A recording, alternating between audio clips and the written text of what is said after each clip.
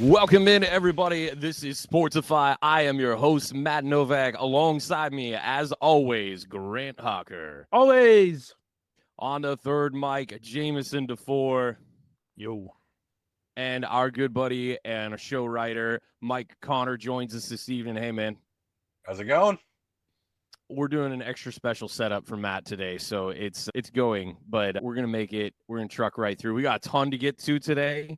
We have a 3-page rebuttal about the Broncos quarterback and their situation for all of you that tune in on TikTok. Holy cow. That was a fun conversation this week, Jameson. Your good name dragged through the mud many times over. People questioning your understanding of simple maths. We all think you're right, just for the record.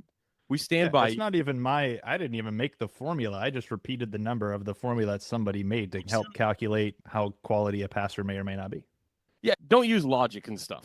Okay, the internet does not appreciate logic, doesn't appreciate a sound argument, definitely doesn't like facts. I mean, 100% the internet does not care for facts. Yeah. Unfortunately for them, we will be talking some more numbers and facts. You can maybe turn it off, or we'll put a little timestamp. You can skip ahead to the very end where we do pick'ems or whatever. The 8th graders will be furious on TikTok at you, Jameson. They will be furious. As they were this last week. And 57 comments and counting. That's by far our most. I hope their parents have prepared the bars of soap that they need to eat after the things that they said already this last week. So parents, do what you need to do. We understand it. We stand by you 100% in solidarity. Take care of your children. We've got a slew of stuff to get to. Guys, Monday Night Football brought some hilarity and some drama last night that we're going to get to in a little bit. That was too good. Like, it really was. But I want to, and I know we got stuff from Sunday, 100%, man. So many things happened. We're going to talk about injuries because, man, did week 14 break our hearts in so many ways. I know there's a lot of people who are going to tune in to that conversation in particular as we go through some of these games. And, dude, we always say on the show, we hate to see an injury. Hate it, okay? Like, the NFL is better when the best guys are playing. It's just good for the sport.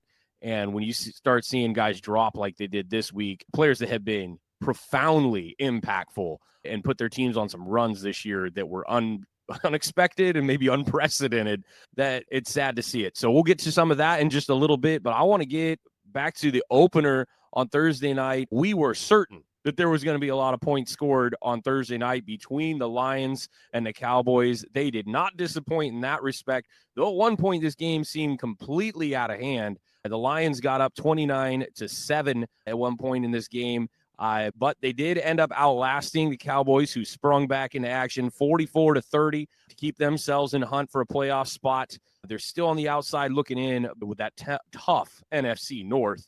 Really, 3 teams that we think, probably should make the playoffs if things swing just a little bit in one or team or another's favor from that division. But the Cowboys missed an opportunity to take the East from the Eagles. They basically hosed themselves. That defense had been doing a lot better in recent weeks, but 44 points. That is tough for Dak and the boys to overcome. Again, another solid outing for that offense. 30 points, man.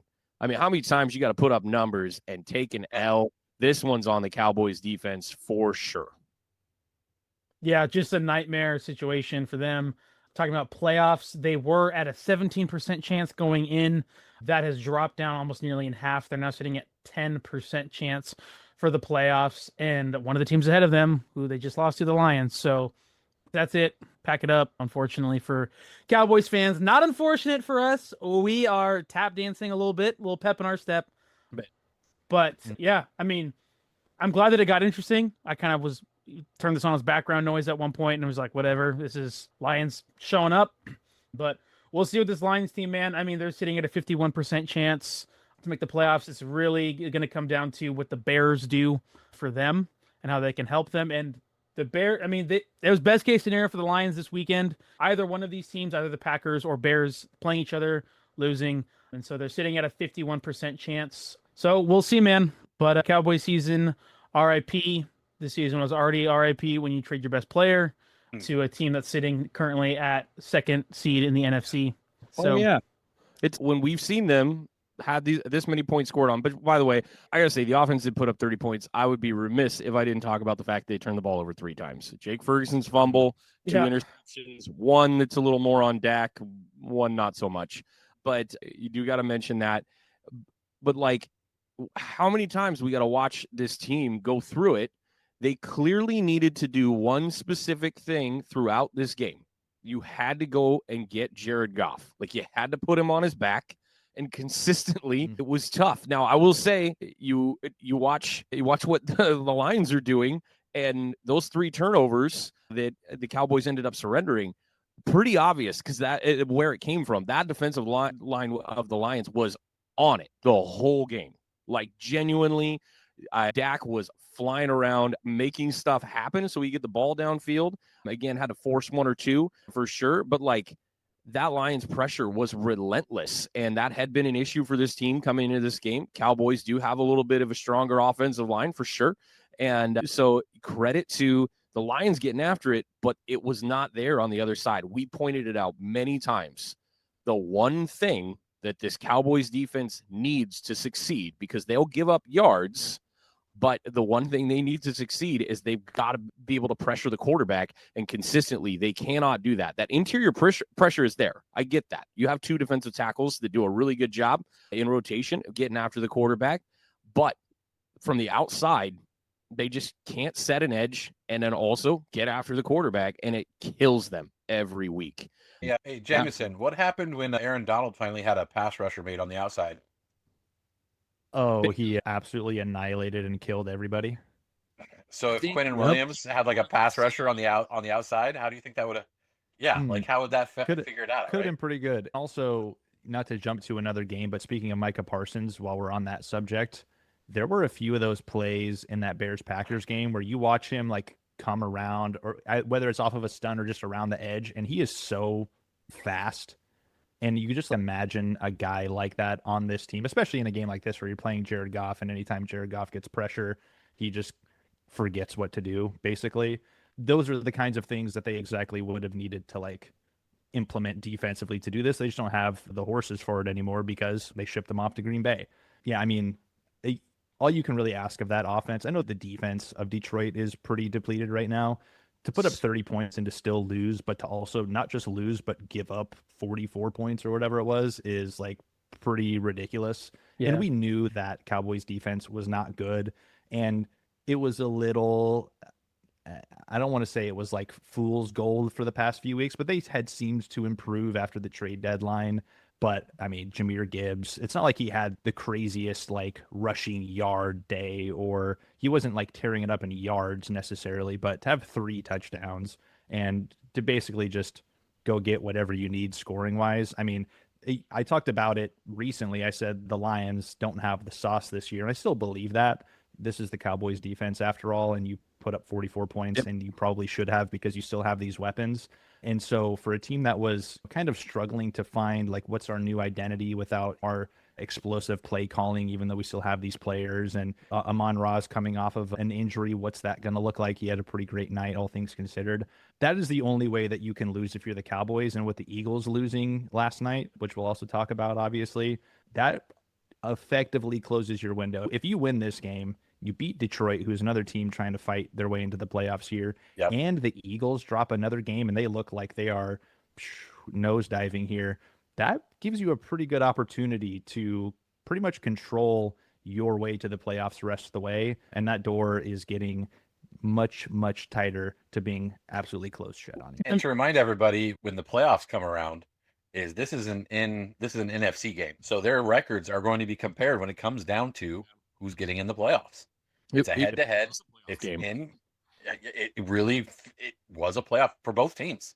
Mm-hmm. The Lions couldn't go down another game, not with the way the Bears and Packers have been playing, or the 49ers or the Seahawks, who are, by the way, are ahead of them in the playoff race. So, like, they had to have this game. The Cowboys had to have this game, mostly to be able to win their division, because that's their best way in. But just them, the Lions line, and we all picked the Cowboys to win this game. And I think it was because like the Lions line, offensive line, had been bad. And Quinnen Williams had been blowing people up the last couple of games. And we're just like, what's going on here? The Cowboys are actually looking okay. and then the Cowboys come out and get a 25% pressure rate on this game. Yeah, like there's Jared Goff, when he's comfortable, he will carve any defense in the league up. Yep. If he's comfortable, that's his skill set. You make him uncomfortable, you're probably going to win the game.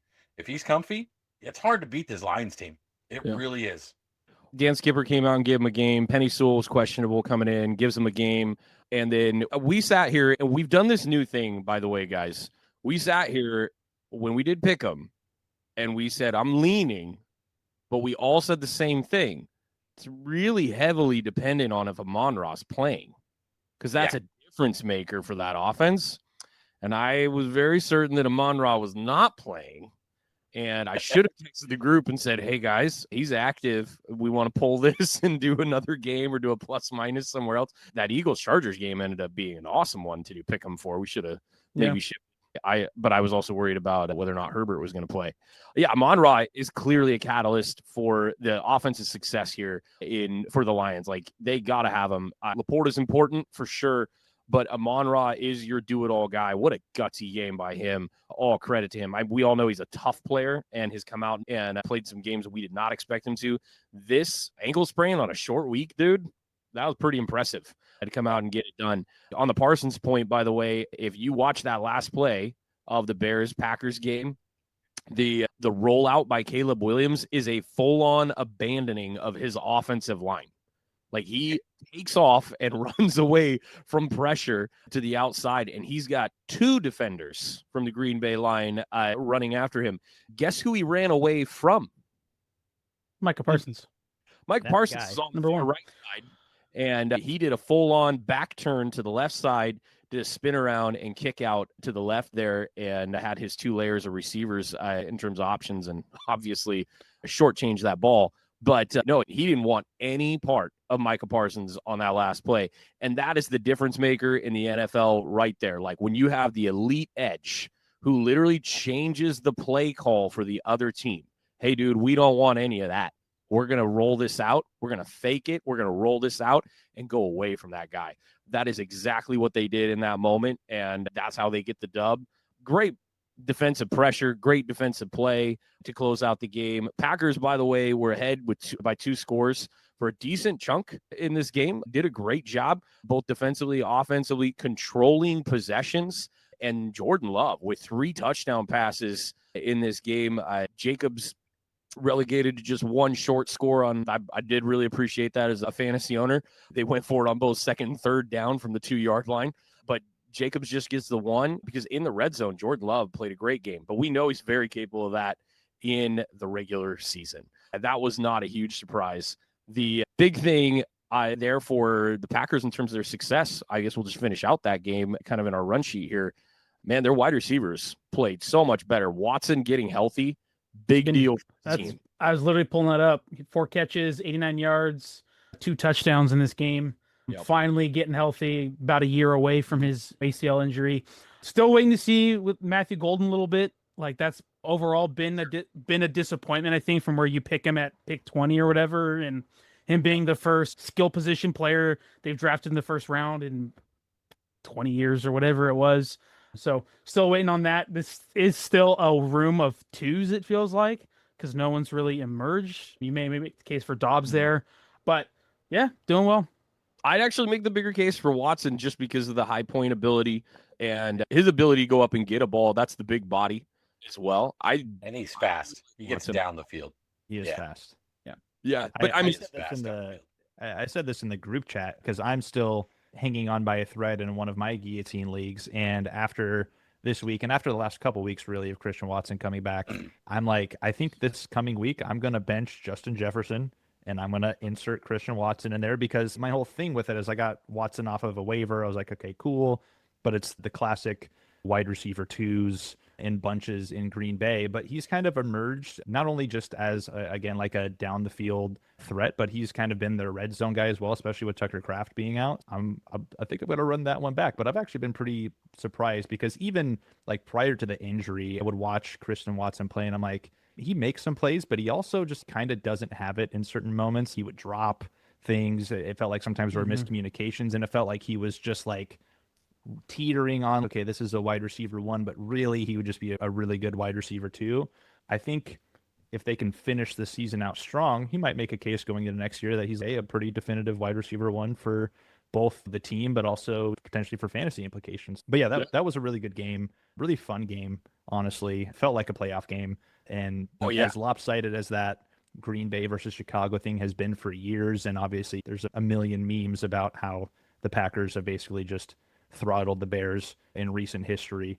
I was actually pretty surprised. We saw Caleb Williams make a similar throw earlier in the game, rolling left, lofting it over the top. And I was like, okay, we know that's in his bag, and we know that's what Ben Johnson is wanting him to do. And he left it obviously just a little short there, but pretty valiant effort, all things considered. This is kind of the stretch we talked about with Chicago. You beat Philly. Now let's see how you finish off the season, see if we can actually believe in you. And I think if you're a Bears fan, obviously you hate losing to the Packers in the same way that the Niners and the Seahawks and the Rams hate losing to each other. But I think that's one of those wins where you actually come away feeling pretty good in Lambeau. 20 seconds left. We have a shot to tie or take the lead with a 2-point conversion if we want to do that. And then obviously ends up being what it is. But yeah, great game. I really love that game. I hope we get something like that again here soon. That would be a fun. Imagine that's a playoff matchup at some point. That would be pretty interesting. And we're going to see it real quick because they play each other at Soldier Field in a week now at this point. That's true. So first Saturday night game. Oh yeah, Saturday. Yep. On December 20th. I just gotta say, this Browns game this week feels very trap for the Bears. Versus Sanders, obviously playing against the Titans. The hype machine is very real. The internet loves sensational moments and things going on.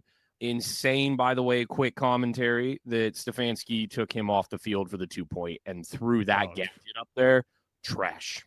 I lost a few points of Stefanski in my book with kind of I did too. One, seemingly how this whole Shador thing has unfolded. It's like, why did it take so long based on what we're seeing here? But also, especially in that game, it's like the one thing you should be able to do, even if you're like, you've got something against Shador where you're like, I don't love this guy, man. Like the owners love this guy, so now we have to play him.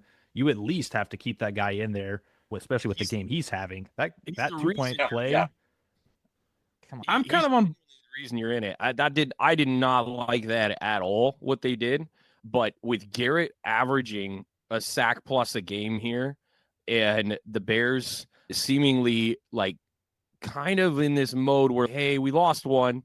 We knew we were probably going to lose one. We can't afford to lose two, and maybe pressing a little bit of panic here. There will be at Soldier Field, so that'll help out a little bit. But that Browns team was a little revitalized offensively this week. I don't know what happened to that defense because they've been killing everybody.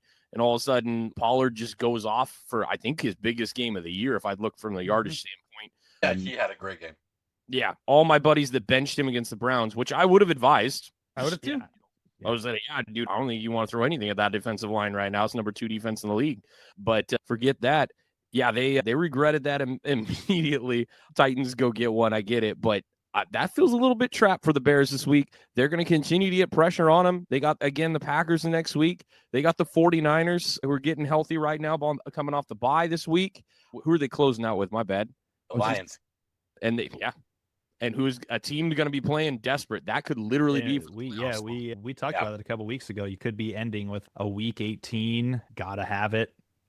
Go into it, and either somebody's going to play spoiler and drag somebody out of the playoffs, even if, let's say, the Lions collapse and they can't get in. We already know they're still going to try to beat the Bears, 100%. Oh, for sure. By the way, we need to stop real quick and pick the game where Miles breaks the record because it's coming. He's going got, 20 right now? It's at 20. Hold on, let me pull up their skid. Yep. There's 3 left. They've got 4 left. In Mike and I's book, it's 3, but that's fine. Yeah. Yeah, I mean, I really hope. Why is it in your? It in 3 games? We love having the 16-game conversation. Oh, yeah. Gotcha. Okay. He's got an extra game. 4 games. So it's 2.5 to go with 4 games. I'm saying when does he set it? I'm not getting the 16-game conversation. I think he's gonna set it week 17 against the Steelers. That's kind of where I was leaning. Yeah. Because I like that as well. I don't think you're going to get too many sacks against Caleb Williams. He's actually been pretty good at avoiding sacks this season. I think he's only at a 4% sack rate. Only been sacked 20 times. He's like pretty athletic and pretty fast. Like genuinely, I think he can get away from some pressure. Throws a lot of balls away too as well. And Buffalo, I don't think you're getting a handful of sacks against Josh Allen. So I do think it will come down to Week 17 Pittsburgh. Against a 43-year-old Aaron Rodgers. Yeah, I think that's where it is. And then if he doesn't get it there, he'll get it Week 18 playing the Bengals. Come on. Yeah. And he might actually I hope he sets it Week 17, and then I hope he also goes into Week 18 and gets 3 more just to pour it away and be like, yeah, I had 26 sacks this season. Yeah. That would be insane. If you guys caught the clips after the Niners game, they released a whole bunch of the audio from that because Bro was mic'd up the whole time, and so was George. He's like, let me get one on the field. Hey, I'll tell Brock to get you one. How about 2? One's good, and he ends up getting 1, which was hilarious. Hey, fair. Brock did duck for his life, by the way. As friendly as those guys are, it's so crazy how they are running as hard as they can and to obliterate a human being. And then as soon as they're done with that, they're like, "Hey, bro, you good?" It's so crazy.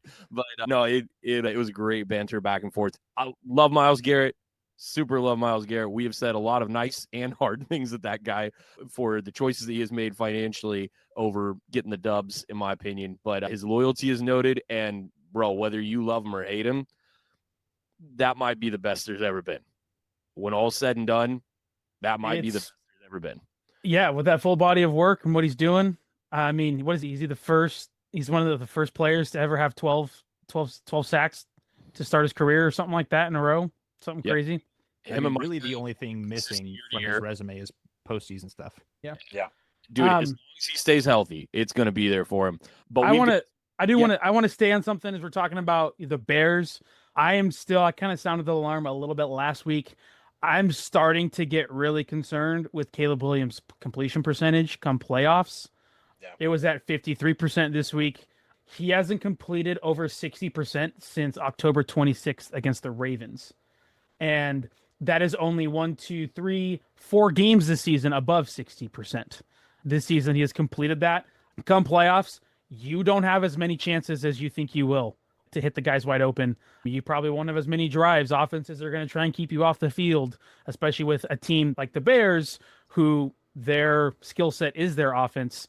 And so I really would love to see from Caleb Williams in the next few weeks to take the easy throws, take the checkdowns when you have them. Don't try and be Superman. That's kind of been his critique even coming into the NFL, is him trying to do the miraculous when we know in the NFL it's about doing the mundane. It's about doing you got to be a good quarterback should be Superman 4 or 5 plays the entire game. The rest should be the easy stuff, and that's where the successful quarterbacks lie, is being excellent on those 4 or 5 plays. And when you're always scrambling out of the pocket, now some of it's because he has no choice, absolutely.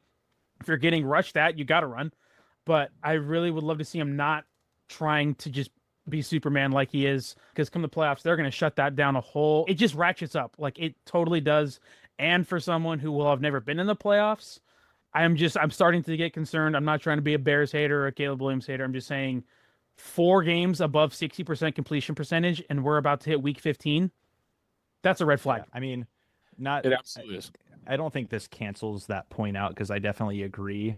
I will say, I kind of mentioned this, his lower sack numbers are kind of part and parcel to the fact that he has the second most throwaways of any quarterback. He's thrown 28 throwaways.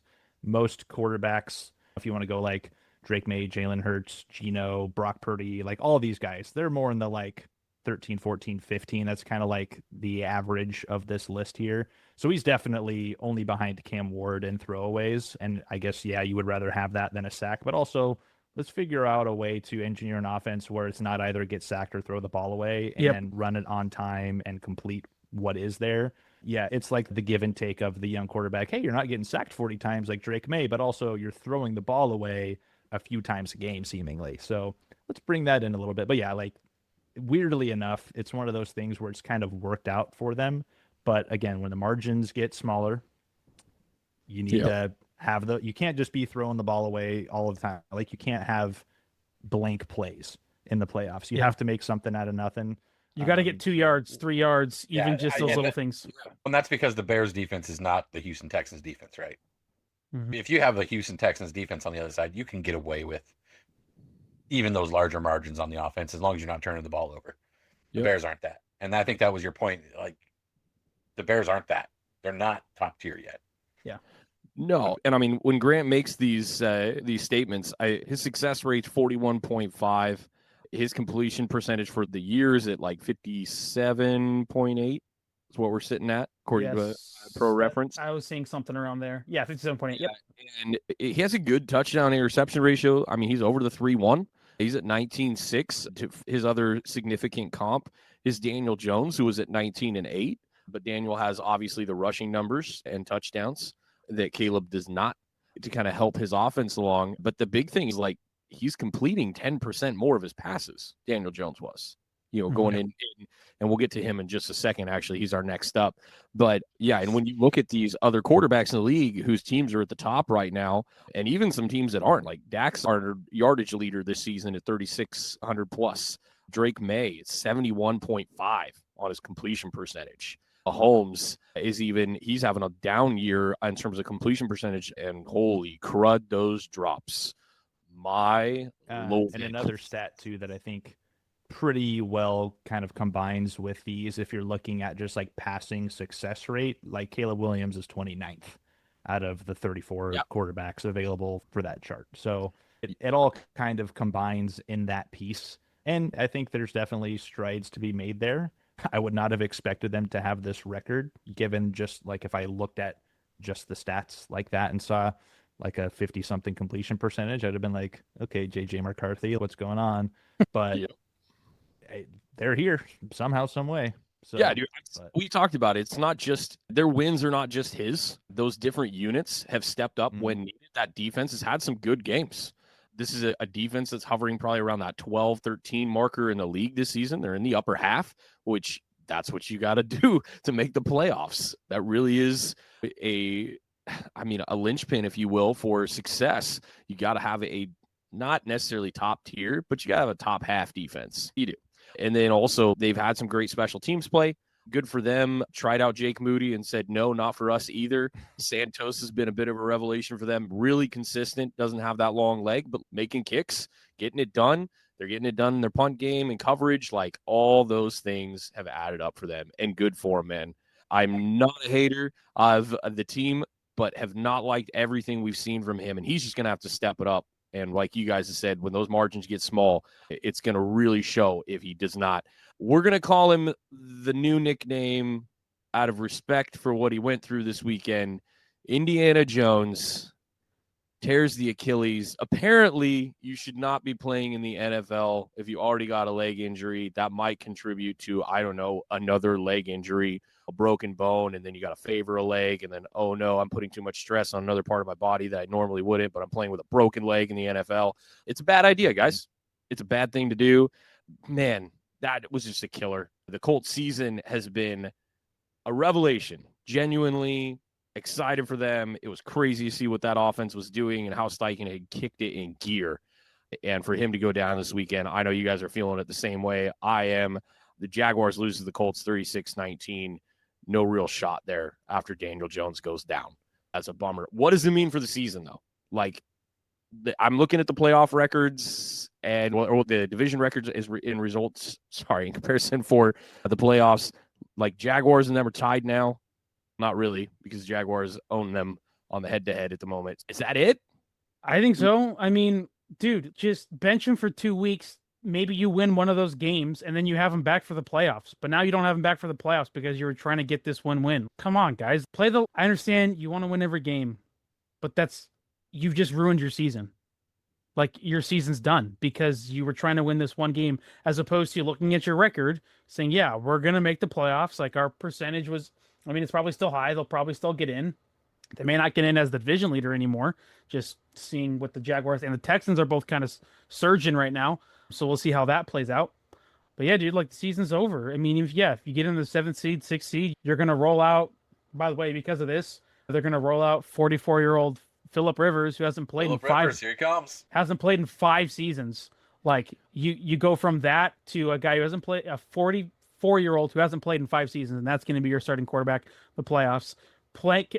Playing against a Broncos defense or a Texans defense, or pick your poison, dude. Like, he's going to die. Like, he's bye-bye, Phillip Rivers. Good to see you for a couple weeks. Taylor just hasn't had it recently. Kind of flamed out. I don't know if it's what you're gonna need right I don't now, know, especially. I don't know if the workload's catching up on him, and it's who knows what it is. But yeah, dude, like, I'm pretty frustrated that whether it was a move by Steichen or whatever, just sit him for a week, dude. At least 1 week, and then see how it's going, man. Just take the L 1 week, lick your wounds, and then go out there, because you at least have a better shot. You like your chances to go up against Seattle this next week with Daniel Jones, and you do Phillip Rivers or this other guy, whatever his name is, Leonard or Riley Leonard. Riley Leonard. Come on, like, you really that like short-sighted? Yeah, Apparently you lose 4 or 5, and now you're on the bubble with a 32% chance of making the playoffs, and your starting quarterback broke his leg and ruptured his Achilles. Yeah, and this late in the season, I mean, he's. If you wanted to re-sign him next season, maybe he'd be the franchise. You won't get him till at least maybe this time next year, like the last. If even honestly, for a quarterback, I don't know. I really, that's a lot. He's gonna have to rehab first the leg injury. He can't start in a full Achilles rehab until the leg is completely healed. That's the other issue. I was looking at that this week, and I'm like, pretty sure you have to deal with the bone break before you can deal with the muscle thing, and then. If that doesn't all go right, I don't think you can have the surgery right away. Pretty sure they're having to delay that a little bit. You're going to have these compounding issues, so that's going to push the timetable back.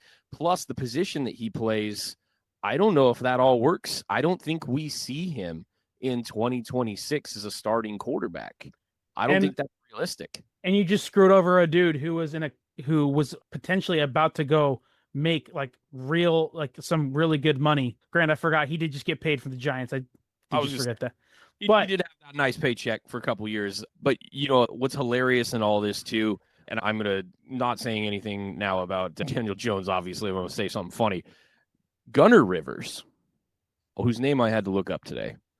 Gunnar Rivers is older than Riley Leonard.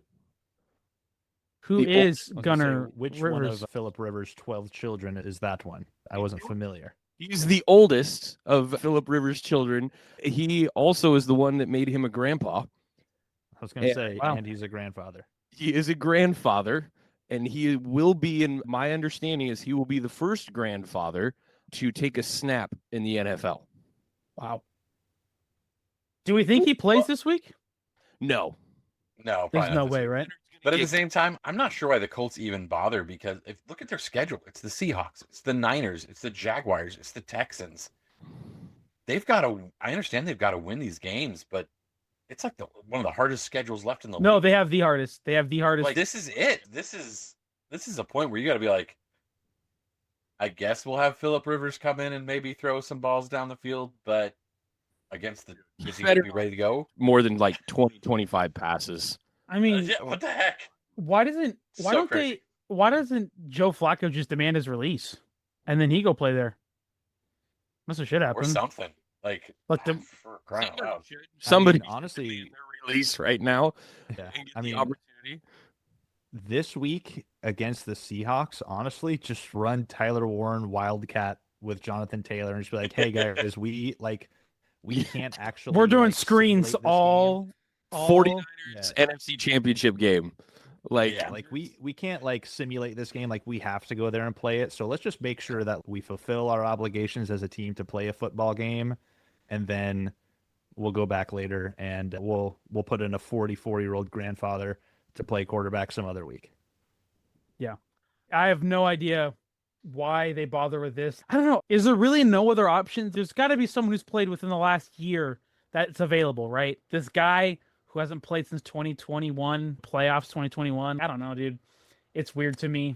Also, you can't get at least ship off a 7th rounder. I know it's not great, but ship off a 7th rounder for Russell Wilson or something and just be like, well, hey, the trade deadlines. This is what we have.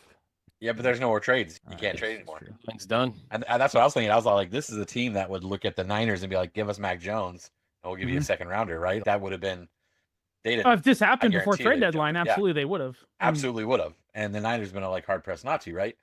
But at the same time, you got to look at this and be like, the deadline's gone. Nobody can just get rid of a dude just because. We'll say today he does not have NFL experience. I took a couple snaps, I believe, this year. The Niners did cut Adrian Gonzalez today. If you're literally just looking for some fresh meat that can go out and run a certain set of plays, that'd be one. They are the only team that cut a quarterback today or this week. They're doing that because the Niners opened up Curtis Rourke, who's coming out of college with an injury, opened up his 21 day and are going to go ahead and activate him. But but the conversation gets really loud about what the Colts are going to be able or not be able to do. Like you guys said, hardest schedule remaining. Good luck to him. Also, good luck to Danny Dimes for sure. Like, all the love and respect for the season that he gave his team. And, man, we hope that he does play next year or at least gets healthy.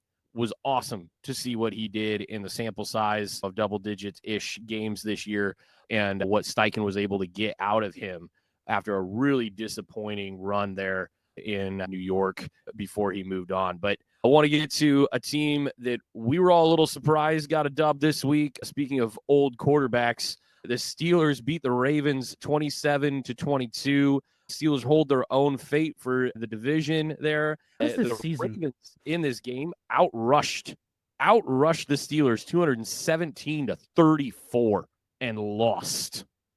Lamar, I don't know. I have no idea. Like, what is going on there? It does not look like Lamar playing football. The guy that can't be healthy, right? Years, I think, Jameson, I'm with you. I mean, he can't be healthy. I mean, you look at, I'm pulling up his stats. I mean, talking about Caleb Williams and his completion percentage, Lamar's has a sub 60 since October 30th. And granted, some of it is I'm not playing some games, but still, this dude has always been accurate. He's always had an insane TD to interception ratio. He's got to not be healthy. There's got to be something in there. I just go at this point. I mean, I don't want to say it, but season's probably over. You're probably not beat unless the Steelers completely collapse. Steelers control their own destiny here. Yep. Just call it, get healthy for whatever it is, a foot thing, an arm thing, a chest thing, a brain thing. I don't know, but figure it out and then come back and ball out next year with the new head coach probably, because that's probably what's going to happen based on what we saw this week. I mean, we talked about it going into the week. We were like, hey, loser of this game, unemployment line is a definite possibility. It really is. And we saw the article. I sent it in the group chat this week that the Steelers are going to assess everything and take a hard look at the future with Mike Tomlin. That's still in play, regardless of the outcome of this game, apparently. Ownership's going to have a nice long meeting with them. And that's huge news because that's never been a article written about the Steelers the last 18 years or whatever that Mike Tomlin's been there. So this is a big deal. Even if that was going to happen, the fact that it made it out in public. Yes. Someone talked about it. That is a closed house, like, period. Yep. You hear nothing out of this organization. Yep. They don't talk about anything. But just really interesting now what the Ravens do here because they were in control. They had played some good ball, won some games. Looked like they were heading a certain direction. And then with this Lamar fall off, Henry not able to be as effective because they're basically teams are dropping 8 in the box, guys, like consistently. He still got 94 yards. Yeah. By the way, this is the anniversary of the 99-yard stiff arm against the Jaguars. Yeah. That was this week. I watched that play about 9 times the other day. Still one of the best runs. I mean, it's not Marshawn. Don't get me wrong. It's not Earl Campbell, but you can name a few more, but that run is definitely one that sticks in my memory as just a random week, whatever, 14, 13 that was in that NFL season. To see that play and how it resonates still against two teams that weren't good. That was back when he was playing for the Titans against the Jaguars. Who cares? Gosh, it's amazing. The best run, though, to me is this one against the Bills of the stiff arm of Josh Norman. Like, that photo, like hang it in the Louvre, dude. That stiff arm is the most disgusting thing I've ever seen. Dude, that guy is just unreal, as we are all aware. But no, it's just a bummer. Like, they're not putting it together right now, kind of the way we thought they would. And it just seems some weeks defense can get it done for them, and that's what's been winning the games they have won here recently. But they've got to answer a lot of questions this next month. It's not impossible. They got to win that division, though. And with Joe Burrow deciding that he can play offense and defense, except for this week with that snow, holy cow, that was a wild game. Not a lot for us to get into there because it's not going to do a ton in terms of playoff race other than maybe solidify the Bills a little bit for sure. But dang, that was fun. Say it again. Snow games are the best. Is the Bills' new stadium going to be outside? I don't remember. Is it the hybrid thing? Or is it a dome thing? What is their... I don't remember, dude. Because I feel like it's got their new stadiums, because it'll be next year. There's no way it doesn't have a full retractable roof, so that way on snow days they can turn it up, they can lift the roof, and they embrace that. Bill's not snow a dome. day. There's something about it. Open air. Not a dome. Open air. Good. Innovative steel canopy covering about 60 to 65% of the seats. Okay, so that's a good way to do it. So the fans aren't. That's actually, that is a pretty good way to do it, because you're like, okay, I'm not getting dumped on by this Buffalo weather as soon as we get into November. But there will be snow on the field, baby. Let's go. It's reading a few of the features of it. It says it's engineered to shield fans from Buffalo's harsh lake effect snow and wind, but it'll also do the noise amplification because the canopy is specifically designed to hold down the sound and project. So it's going to be like the Seahawks stadium where theirs does that same thing. Come over the top more. Okay, sweet. What Quest does. So is it still Quest, by the way? I don't know. It's Lumen Field. It hasn't been Quest Field in so long, bro. Anyway. That's how much I care. It hasn't been Quest Field since the 49ers won something. Yeah, exactly. Ooh. And also, Matt, I mean, you could have found that out if you wanted to come with, but bummer for you, dude. I'm not going to that game. I don't want to watch two teams that I want to lose. You can't. What if it was tied? Would you go if you could guarantee a tie? Would you go?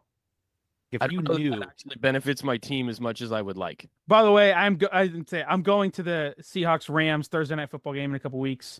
There will be some live reporting on the scene, Sportsify, for that game. You're welcome. You are most welcome, dude. Hey, I hope it unfolds the way that I want it to. You will see tears. I will whip up some tears and post it online if Seahawks lose. Anyway, if it's raining, you have to stand out in the rain and record a post game. I will. No, before we move on from that Ravens game, though, did you guys see what almost was the winning touchdown for the Ravens towards the end of the fourth quarter? I did not. So I watched it like 10 times. You should go see it. Like, it is. Go watch it right now. Okay. And we'll do a Grant live reaction right here. Okay. And while he's doing that, I will say, because Aaron Rodgers he caught a ball like that was deflected and went down immediately, and it was like the same amount of time and the same kind of footwork that they called it incomplete in the end zone, and they called it complete for Aaron Rodgers. While Grant is looking this up, that's nuts. Speaking of that, one of my stats of the week, we haven't done stat of the week in a minute. With that catch, Aaron Rodgers becomes the second player to record a catch at the age of 42, there with Jerry Rice. Oh, no. I said it. I knew it. God. I'm pulling it up. So is it likely one? Yep. Yeah, the How does likely this one. affect Jerry Rice's GOAT case, by the way, now that he's not the only 42-year-old with a catch in the NFL? Nothing. Wait. That's absolutely nothing. Watch it real speed, Grant. Don't watch the... I'm watching both. Slow-mo, but then watch the real speed. But the real problem is here, while Grant's watching this, is that they called it a touchdown on the field, and then the people in the booth or back in New York called them and said, nope, incomplete pass. And everyone else is all, wait, what? What? I understand it's automatically reviewed, but... So I'm going to actually that's the other tough. side of this case, and you're going to understand why in just a second. So Grant's going, how's this incomplete? Here's how it's incomplete. Okay? You have to maintain possession on a catch, period. Okay? So he's got to make a football move and it be a fumble, or he's got to maintain possession for it to be a catch. So let's just take it into perspective. If he was dragging his toes and going to the ground and the same thing happens, he's got 2 down, but he doesn't maintain the ball to the ground. So he never comes to a point of securing this in any way, shape, or form. That ball never comes into him. He doesn't clasp it and pull away with one hand or two and move it. It's in the same position. And then when he goes to move it, it gets jarred loose. Like when he tries to move left, right, up, down, do anything with it, it gets loose. And it's technically the NFL rules, an incomplete pass. He would It's have had to maintain pretty possession. close to me. I'm pulling it back up here again. It's a compelling argument that I saw, and I don't really know if this fully constitutes a football move or not. But I have heard some people say that the act of him stretching the ball out to here, it can also be interpreted as a football move. It is on run plays. I just don't like that it was, I don't know, like the way that unfolded with the call on the field, immediately overturned, the time in the game and where it was. I just feel like it, and even like the stuff after the fact now, Harbaugh is still, we sat down, we had a meeting and had a conversation, and I feel like it only got more confusing. That to me, whatever the call is going to be, like bad calls happen all the time, whatever. It's the fact that after that, we have a blatant example of, hey, I don't know if this is a catch or not. Can you explain to me? And then the coach of an NFL team who's been coaching for a long time comes away from that and says, yeah, I still don't really know what a catch is or isn't based on their explanation. That to me is what's especially frustrating.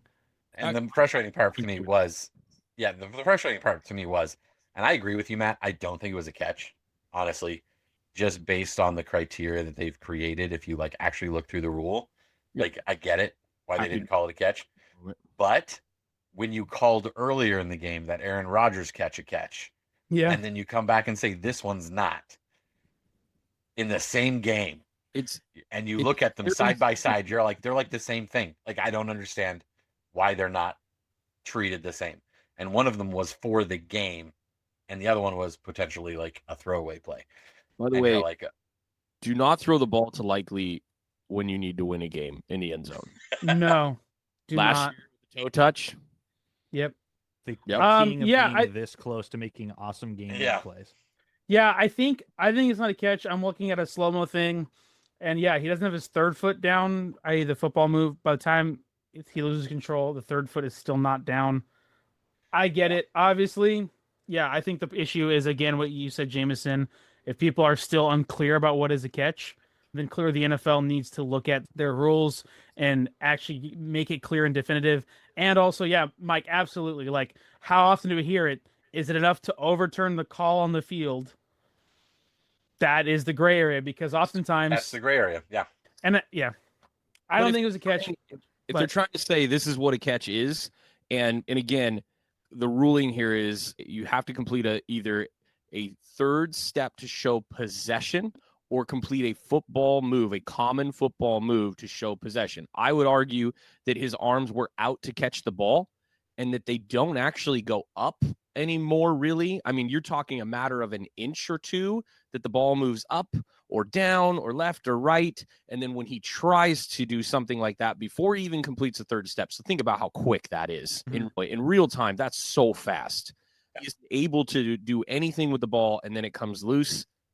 They're saying then that's an incompletion. We have to determine at what point it becomes possession. And the third step is a long enough duration to show possession. And he did not complete that. So I have no problem with it. Mike's right, though. You definitely, you got to let those guys on the field make some of these calls. I don't love New York interfering with everything. We do like it when New York interferes with some things, but that's a kind of a confusing element that gets brought in. And then when you can't explain to the coach, I think we're doing just fine here. I don't know how the dialogue doesn't become this simple and them to just say, hey, clearly that's what they do for a living, dude.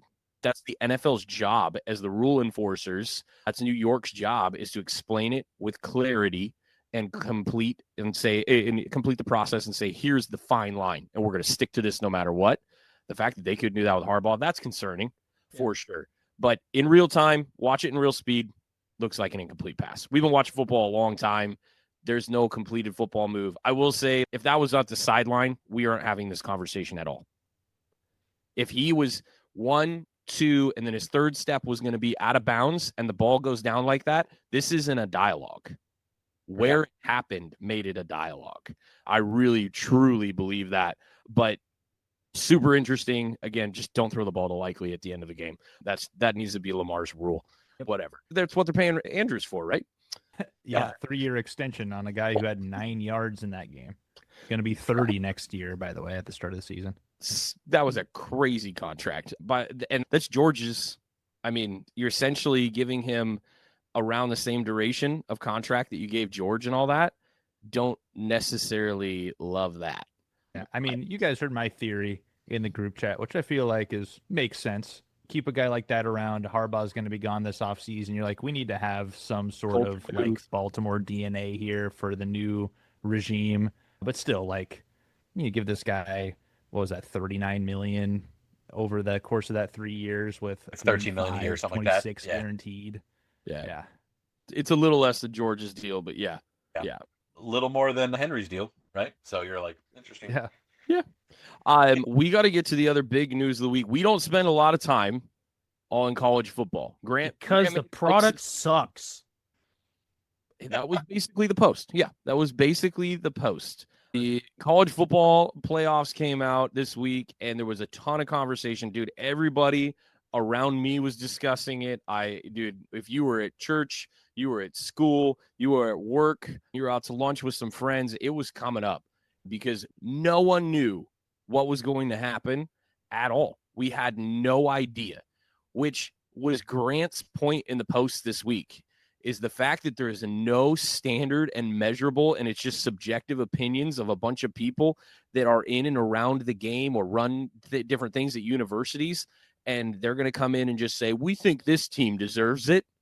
Holy cow, with the millions of dollars at stake, these kids' lives, quite literally, and their futures at stake, because the national stage is a true opportunity.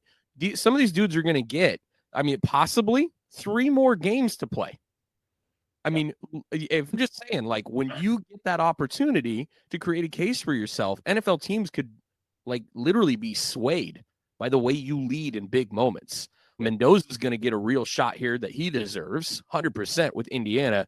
But, like, you look at those quarterbacks from the small schools that did make it in Tulane, James Madison, and the others. And I'm not trying to make any of Mike's points for him here, but, like, legitimately, this is a big stinking deal giving those extra games. A lot happened. We don't agree with it all, for sure. Mike, break it down.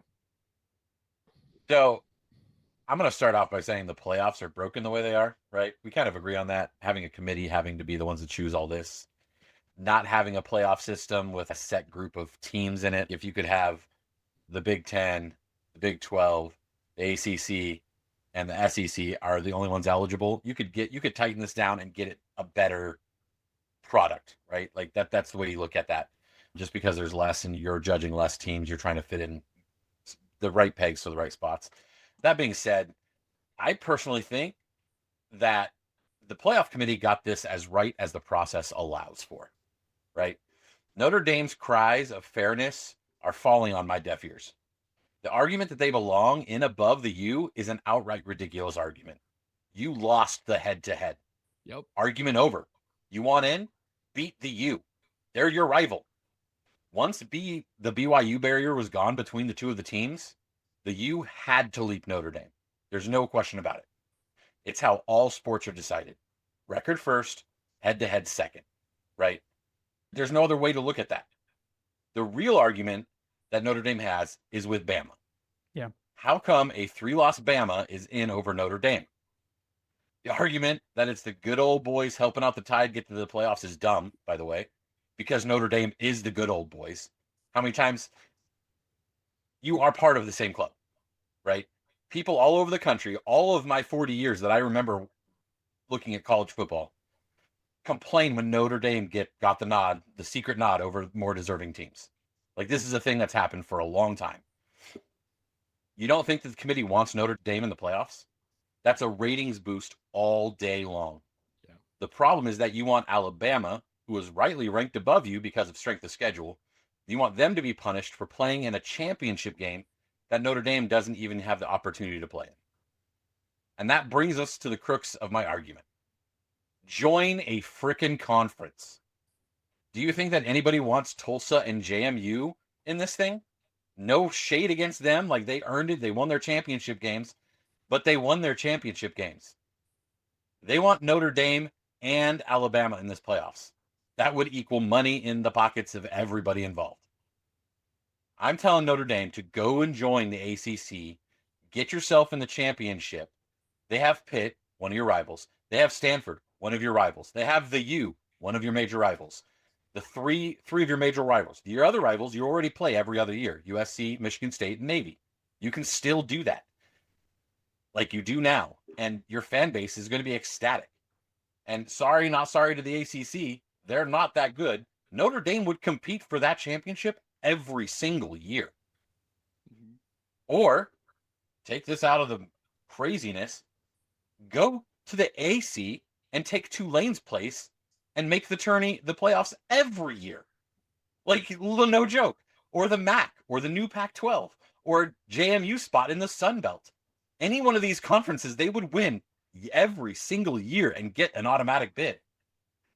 Or, hear me out, or better yet, if you actually want to play real football regularly, join the Big Ten and compete. Join the SEC and compete. Join the Big 12 and complete every year while playing some higher competition. Notre Dame has chosen to play their own game in their own yard and not play a championship game that could push them into the playoff in these scenarios because they think they are better than everyone else. It's why they cling to being an at-large team, and that's on them. I don't want to hear it anymore. No one feels sorry for you. Join a conference or at least win your games. That's it. That's all I got. And that's my rant. What do you guys think? I totally agree. Like 100% with especially the perspective on Notre Dame needing to be in a conference. They already are in a conference. They're in the AC, just not for football. Yeah. That's where they play everything else. What are you holding out for other than your exclusive rights TV deal with NBC that brings you all that money? That is what it is right there. It's TV dollars that they are not joining a conference for, because once they join the conference, then they're subject to that conference's TV deal and it voids the money from NBC. They inherently will get much less money, but who cares if the goal isn't the money draw for them? They're going to get it some way, somehow, somewhere.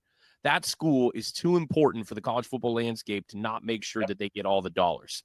They have the NIL money. They have everything else they need to be successful. They have the facilities, the history, the coaching. They have it all. Just go join a conference and be there. Virginia? Are you kidding me? They would have walked all over Virginia.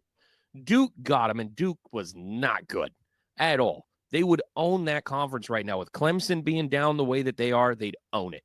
Such a bad move by them. They can cry all they want to on this one. I totally agree. We all are going to say the same thing. They're better than Tulane. They're better than James Madison, although James Madison's had a nice run. They're often since Signet set them up for success, especially. But like, they're better than both of those teams for sure. We're not even having a conversation. But really, after that, they are kind of in the middle. They're not better than Ohio State right now. They're not better than Indiana right now. They're not better than A&M right now. After that, you can start having some conversations. They're not Georgia. I don't think so. I think they played each other 5 times. Georgia probably wins 4. Yep. Just saying. I think that's really real. I think they're comparable in ways to Oregon, but Oregon's got some key positions locked up that Notre Dame doesn't right now in terms of skill position players, that kind of thing. Yeah, I mean, they're kind of in the middle after that. But, dude, they've got to figure out this CFP thing. Like, legitimately, you're just ticking everybody off. No one is under the illusion that Tulane is good, and you signed up for this. Everybody agreed that they were going to let these conference champions in if they were at a certain ranking level. Now, there is something that goes into effect next year that combats this issue, and we're all going to hate what I'm about to say. Notre Dame has signed an agreement already with the NCAA. If they are ranked 12 or higher, they are automatically in, and it will null and void a conference champion. So the NCAA has given them the deal that they asked for. It already exists. It's going to happen in 26. All they have to do is be ranked in the top 12, and they would have replaced Tulane like in this scenario. Which sucks. My thing is, I'm pushing back just a tad, Mike, on what you said about Alabama, because where I'm frustrated or annoyed with is because there is obviously a clear bias, because they come out and they say that the results of the conference championships didn't matter, didn't weigh the things. It clearly did for BYU. That's my issue, is because they say it didn't, But Alabama lost theirs. They're in. BYU also lost theirs and are not in. And that's my bigger issue than Notre Dame not being in. I don't give a rip. That's my bigger issue. Because if you're going to say crap, you've got to own it, and you've got to live out what you say. And so that is where I actually found the biggest egregious thing here. Not Miami not Notre Dame. It's the fact they literally came out and said the vice chair or whatever guy, whatever, the Illuminati of college football, whatever they're called. I don't know. I don't care. They're weirdos. But yeah, for them to say it didn't affect our rankings, didn't affect it at all. And then it clearly did when you look at BYU compared to Alabama. And that's where I think it's stupid. And is there any other sport, college, professional, that does it this way? No. None of them do it this way. So why the crud are we doing it this way? That to me is the dumbest part. I have an interesting thought about that. Is NCAA tournament is technically this. Yeah, the basketball tournament's very similar. But they have 64. So the margin for error on that one, a little different. But every year we have to hear from at least one coach that's ticked off that believes in their resume in this same scenario. But I would say that's to a much lesser degree because some of those teams barely have winning records and then they go spouting off. So that's and I kid you not that this is all solved. Like I said at the beginning of my little rant, this is all solved if the college football playoffs could condense into the major conferences only. But they can't, and they chose not to because of antitrust laws, right? They knew that if they didn't have an automatic bid for Tulsa or JMU or these other smaller conferences at some point, they were going to get sued for excluding them from these things, right? Sure. And so until something changes, until these conferences, and they can go around the NCAA, they can all sign together as these conferences and say, we're doing our own thing, and they would be better for it, in my opinion. You'd have a major playoff bracket, and then you could have a minor playoff bracket. And heck, if you wanted to go all European Soccer League and have people move up and down, the really bad teams fall out and the good teams from the lower bracket move back up, whatever that looks like, you could do all of those things.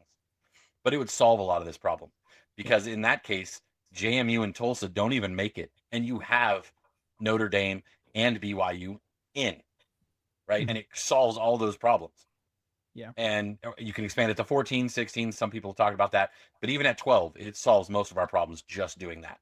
And people are afraid to, and I think it'll happen eventually because it feels too much like a semi-pro league maybe, right? Like it's not college anymore. And these other teams, is Boise State going to be like really competitive with Alabama every year? No. Every 20 years, maybe once. Yeah. And that's the argument. And that's just the way I see it. It's sad. And I agree with you that it sucks for BYU, but the difference is Alabama was in the playoffs already when they went to their championship game, and you can't punish them for going to a championship game. BYU wasn't even in the championship or in the playoffs before the championship game. If they had won, they would have gotten in, by the way. You're right. And then we're having a completely different conversation because Alabama may have fallen out of that in that. If BYU won. If BYU wins, right? Alabama, the schedule. Yeah. And Notre Dame may have stayed in if BYU had won because there's still that barrier between them and the U. But once the rankings come out and the U is next to Notre Dame, you have to put the U in front of them because they lost. So Notre Dame, win your games, and you're in. Notre Dame, join a conference, and you're probably in most years. Hey, Vanderbilt isn't crying. Vanderbilt's not crying. No. Their 2 losses are on the road against very good teams. And Vanderbilt literally took the L on the chin and was like, hey, man, we didn't win one that we needed to, and so we're not there. And Vanderbilt's not crying. We haven't even talked about the fact that now Notre Dame has pulled from everything, every bowl game and things like that. Like, they are absolute cowards and babies for that. Yeah, I don't mind the bowl game thing. I think bowl games are dying, and I think they should die. Once you have the playoffs, bowl games should go away. But there's an honor. Team. To me, there's like an honor respect of the sport, to me, is what it is. There's that. And I am not, if you've watched this show, I'm like, the old heads are obnoxious a lot of times, like in all sports. Of you got to blah, blah, blah. I'm like, dude, you lost, and now you're taking your ball and going home. Yeah, and that's sad. That's the part. And also, I mean, I don't know what all the decisions there, but what about those players, man? What about those seniors, man? Did they know that this was going to be their last game they played? I think they voted on that, supposedly, from what Okay, so that's apparently still not a great culture piece if you are a player to be like, actually, I also, the attitude of this program is we didn't get what we want, so we're not going to play. And if you are a senior, if you're last thought is we didn't make the playoffs, and so I'm going to choose to not play in my last bowl game as probably a college athlete ever. I'm probably not going to the league. Cool. I mean, good for you, but that sounds lame. Yeah. And it affects you for life. I remember, like, I played until I was 24 years old. I know, Jameson, you played some ball too. And so we're looking at this, and it's like, how, at my age, I'm 40, looking back, I'd love to have an extra game. Like, my last year playing semi-pro, like, we didn't go to the championship. It was the one year we didn't get to go. And I'm looking back on it, would I have taken a chance to play one more game? Heck freaking yeah.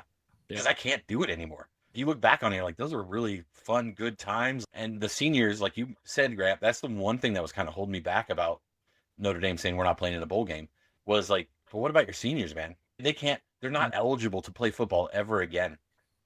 Let them go play in freaking LA for some bowl game in the sun and have a nice little vacation and a good time of it, get their swag bag, play football, and then be done. Like that, taking your ball and going home is just, it's a toddler tantrum, and it's just sad.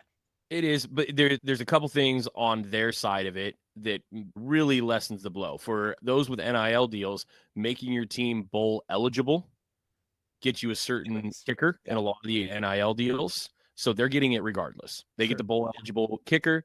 If their team makes a CFP, they get a different amount. If they make a championship game, it's basically an incentivized contract for those that have certain NIL deals. Not all of them have that. Certain ones, mainly quarterback deals, if we're being honest, or high-end elite players, high-impact defensive end, the things you'd think.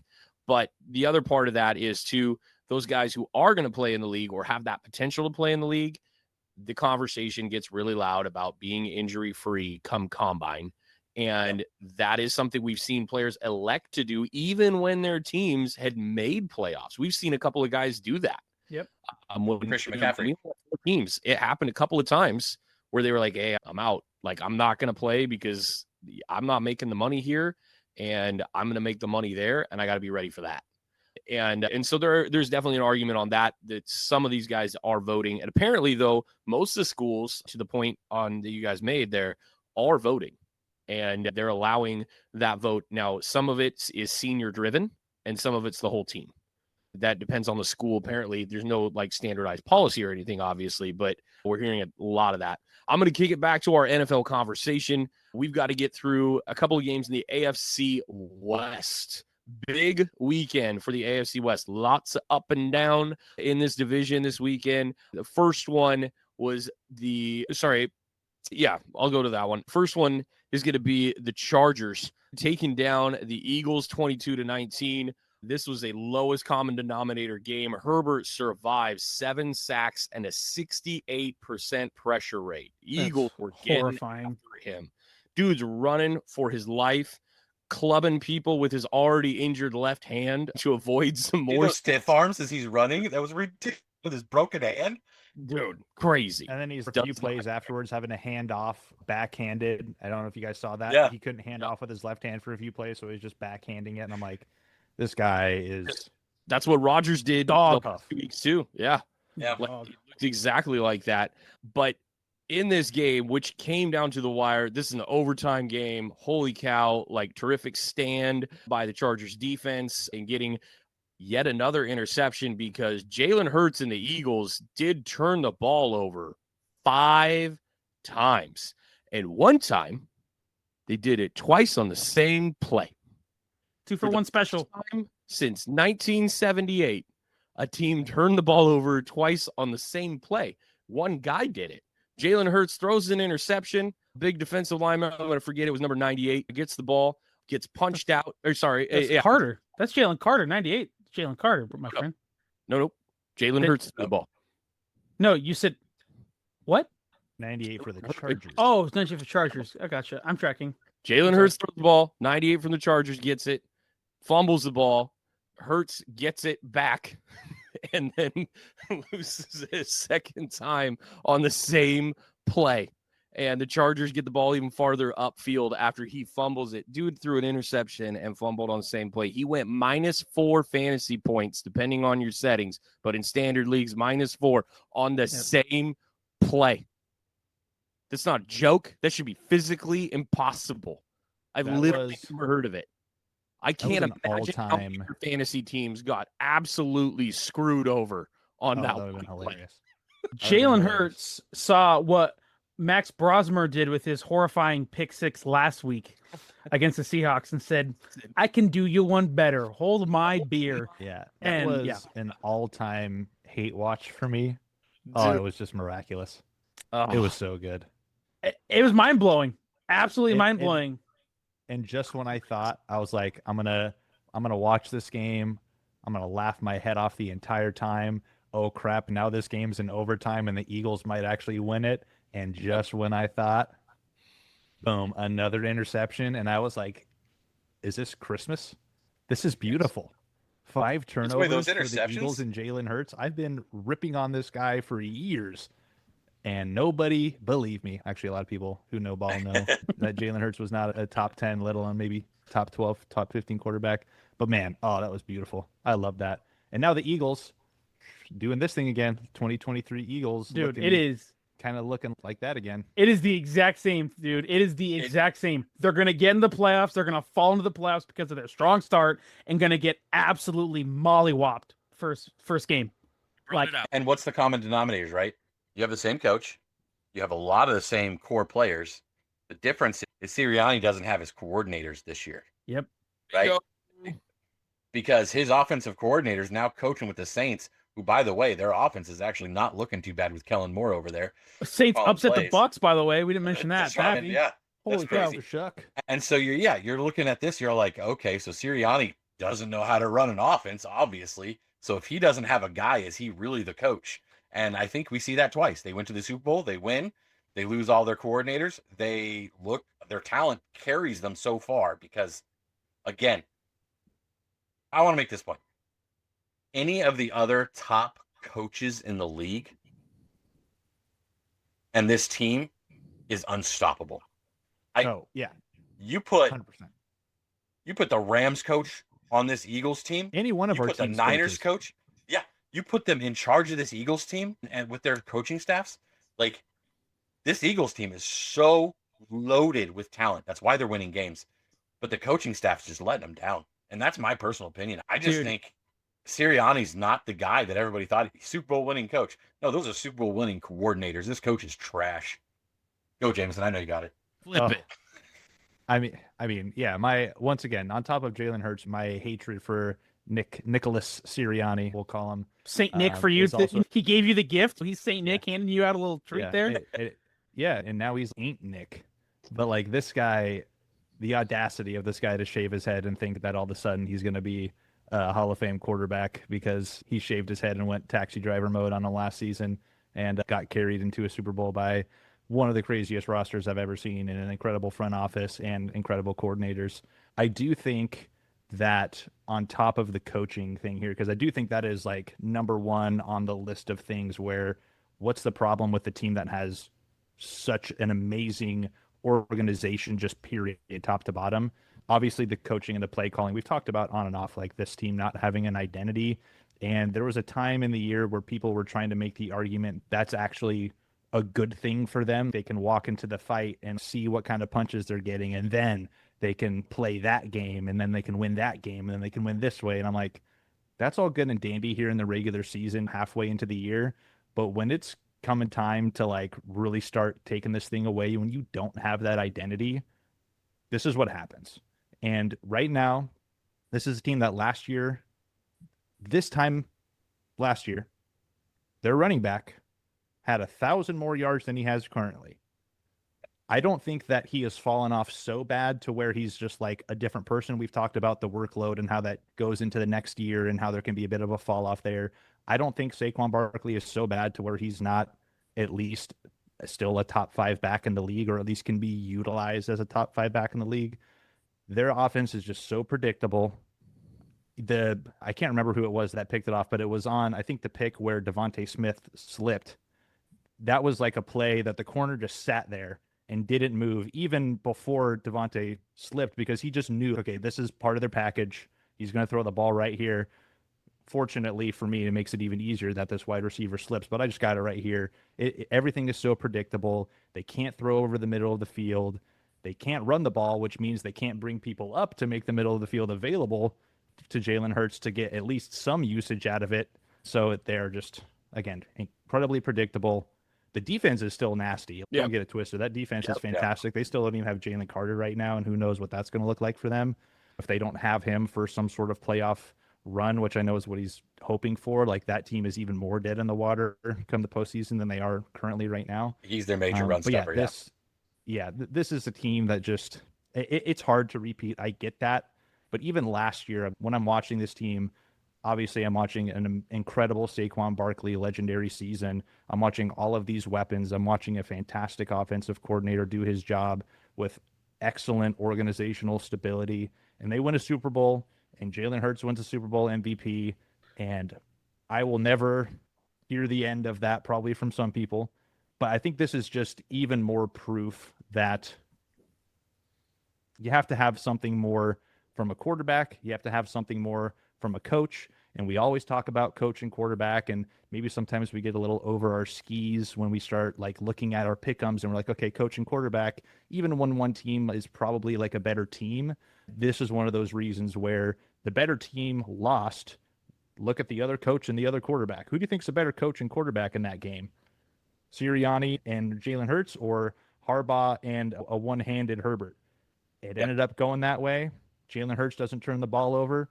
Guess why he doesn't turn the ball over? They don't throw the ball. They don't put the ball in opportunities to get taken away from them. All of a sudden, A.J. Brown, I need the ball some more. He has multiple 300-yard games over the last few weeks. They've lost all of them. And Jalen Hurts is now turning the ball over at a clip that he's never turned the ball over. Yeah, that was an incredible experience for me. Very therapeutic. Rams, obviously, we're not going to talk about that game here at all because there's nothing worth talking about. Smoke the Cardinals. Get back that number 1 seed. Watch the Eagles lose again in prime time. What a beautiful sight. What a beautiful day to be alive. Eagles still sitting at a 92% chance to make the playoffs because their division sucks. Headlined, obviously, by the downfall of the Commanders this year and what we knew would likely happen with the youth of New York, although they've been rattled by a ton of injuries as well.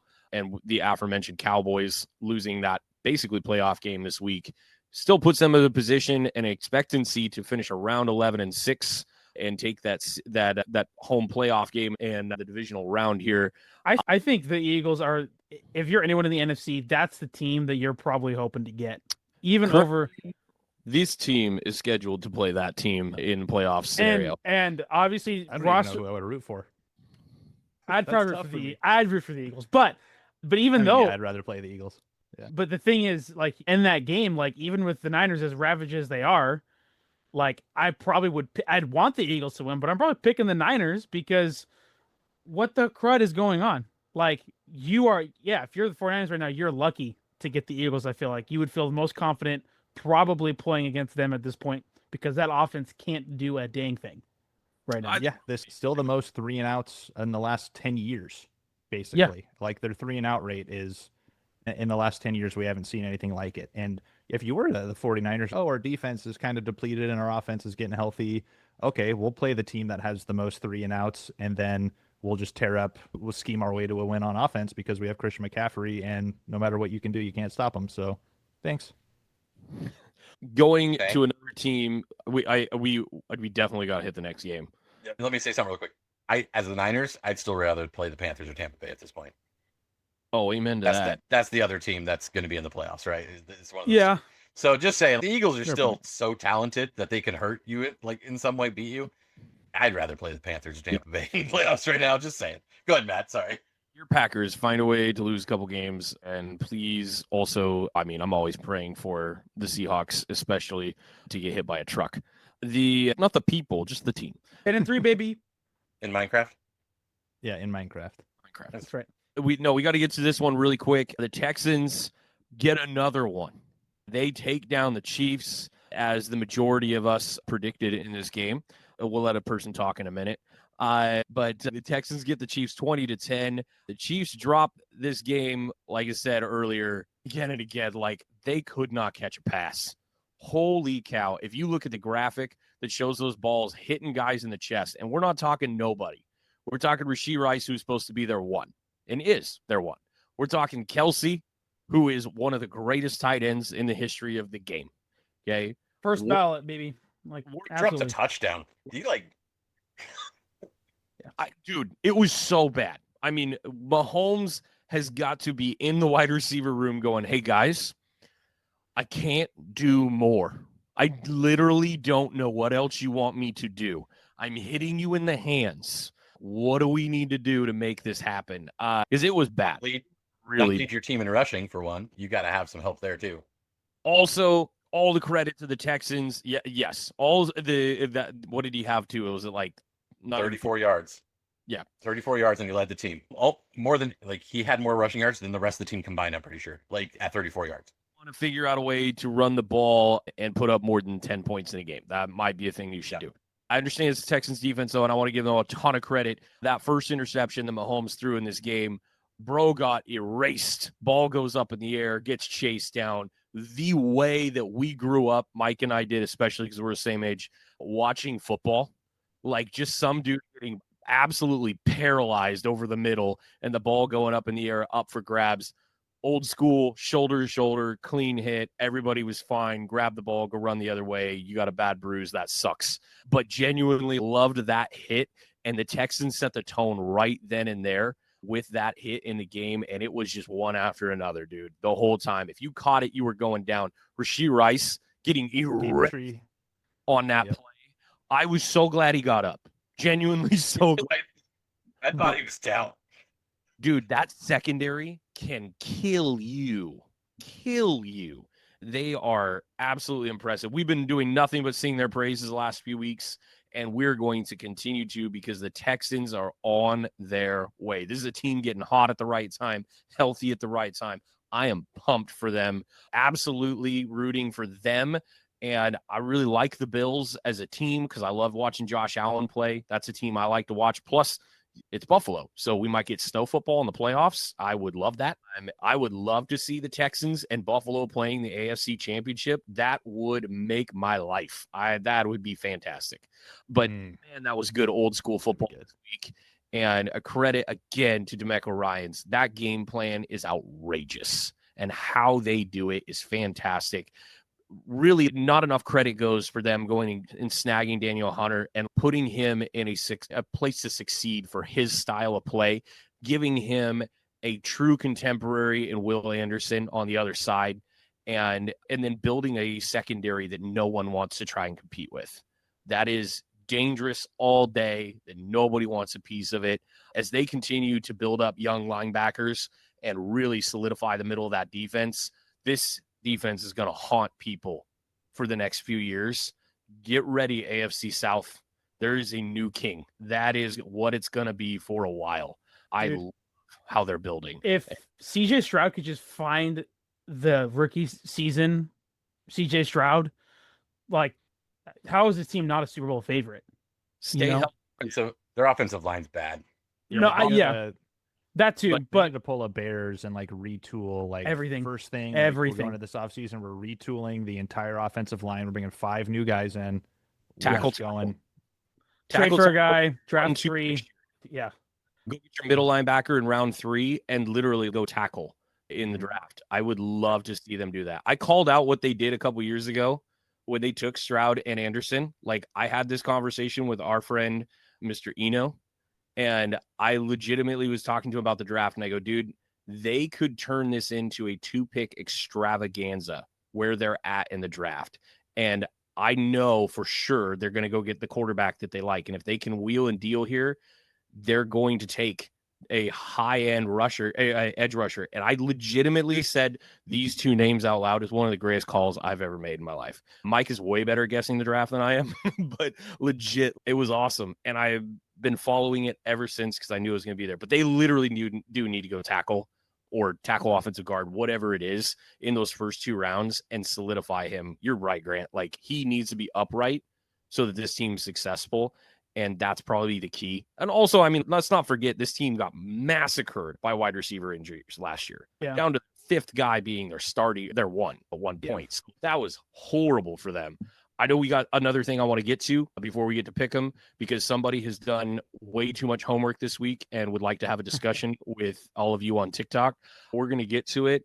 But yeah, man, let's keep it up, Texans. I'm about to surrender the floor to a dude that wrote a very long rebuttal to a bunch of you insane people on the internet that need to step away and touch some grass, like legit. Or watch football, because clearly they're not doing that. Step away and at least toggle your browser over to like YouTube TV and watch the game when it's on or something. Yeah, you might want to. Jameson, the floor is yours. Yeah. Let's go. Let's talk about the limiting factor, aka Bo Nix himself. So last week, apparently, I heard some people took some comments a little unkindly in regards to Bo Nix, me saying that he is the limiting factor for the Denver Broncos, which, by the way, is a very sane take to have because that team is pretty well-rounded regardless. Maybe you could say, yeah, their skill players aren't like the best in the world, sure. But when you look at where that team is from a record perspective, from a defensive perspective, especially from a coaching perspective, really the only thing that you can point to right now and tell me like, hey, this team that is atop of the AFC, what is your concern when you get to the playoffs? The first thing that's going to come to mind is always going to be the quarterback for them, Bo Nix. Now, I want to say this. I don't hate Bo Nix as much as I maybe say it on the show because I mostly joke about Bo Nix being like a super duper senior and all this stuff. But my real thing with him is I didn't really see him as like a force multiplier. And I think a lot of times those system quarterbacks get misconstrued as legit guys. And I will say it's not everybody's fault for buying it because the person who was selling it was Sean Payton saying that he's got his guy. They're going to the Super Bowl. Last year it was playoffs or bust. This year it's Super Bowl or bust. And I love this quarterback. This is my guy. And apparently, if I bring up passer rating, which by the way, probably the most universally accepted quick stat to point towards a quarterback and say, how can we measure this quarterback? Which, by the way, passer rating, if you're not familiar, it's calculated using their completion percentage, their yards per attempt, their touchdown, and their interception rate. All of those things seem pretty relevant as far as like a quarterback is concerned. But if that's not enough, and you think that is not a good measure of who he is as a quarterback by being low on that list compared to all the other quarterbacks who play this game who are higher on that list, sure, we'll give you some different numbers instead. But before we get there, I've actually got a little game for you guys because I've got basic passing stats. I've got my advanced passing stats here. I've got a table of stats that, according to research, are considered to be the stats that are most comparable to stats for win percentage and how they correlate to actually winning football games. So I've got 5 guys here. I'm not necessarily going to use all 5 guys for each one of these examples, but we're going to do some A-B blind quarterback comparison. And then once we've gone through a few of those, I'll just give you all of the numbers because if passer rating is not enough for us to help put this guy into a place here, maybe these other 15 stats might help. So let's start with a little quarterback comparison here. We'll start with some of the basic stuff. I got quarterback A and I've got quarterback B. All right. Quarterback A is a quarterback who has a 63.2 completion percentage. That's good enough for 22nd in the league. We've got a quarterback who has 19 passing touchdowns and 9 interceptions. Those are 14th and 11th in the league. 11th being the 11th most interceptions, by the way, for 9th. We've got a quarterback who is quarterback A still, 86.4 passer rating. Ooh, a scary number. That's 26th right now in the NFL. And then we have quarterback rating, which I don't personally love, but ESPN's proprietary metric. Some people like it, some people don't. This quarterback is 55.7 QBR. That's 17th in the league. And then this quarterback also has 5 fourth quarter comebacks and 6 game winning drives. That's pretty good. Quarterback B has a completion percentage of 63.4. That's 20th in the league. They've thrown 18 touchdowns, 9 interceptions, have a passer rating of 87.9. That would be 22nd in the league. They have a QBR of 46, which puts them at 23rd in the league. And they also have 4 fourth quarter comebacks and 5 game-winning drives. Quarterback A or quarterback B, which one of those is Bo Nix? And if one of them is not Bo Nix, who do we think that other quarterback could be? I know the answer, so I'm not going to give it right away. But that's because I was looking up certain statistics that you just named.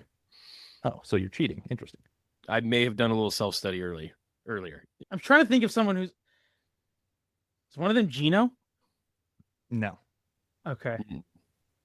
Nope. Touchdown to interception would be worse. What is the touchdown interception Flacco. ratio? Quarterback A has 19 touchdowns to 9 interceptions. Quarterback B has 18 to 9. It is not Flacco. Okay. Yeah, I'm not sure then. Someone like, I don't know, like a Bryce Young or something maybe. Baker. Oh, I'm trying to think of what the other one is. Mike might have just said what one of those quarterbacks was. What was it? One of those Like a quarterbacks Bryce is in Young? fact Bryce Young,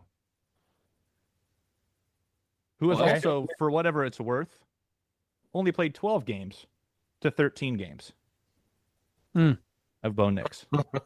So quarterback A and quarterback B.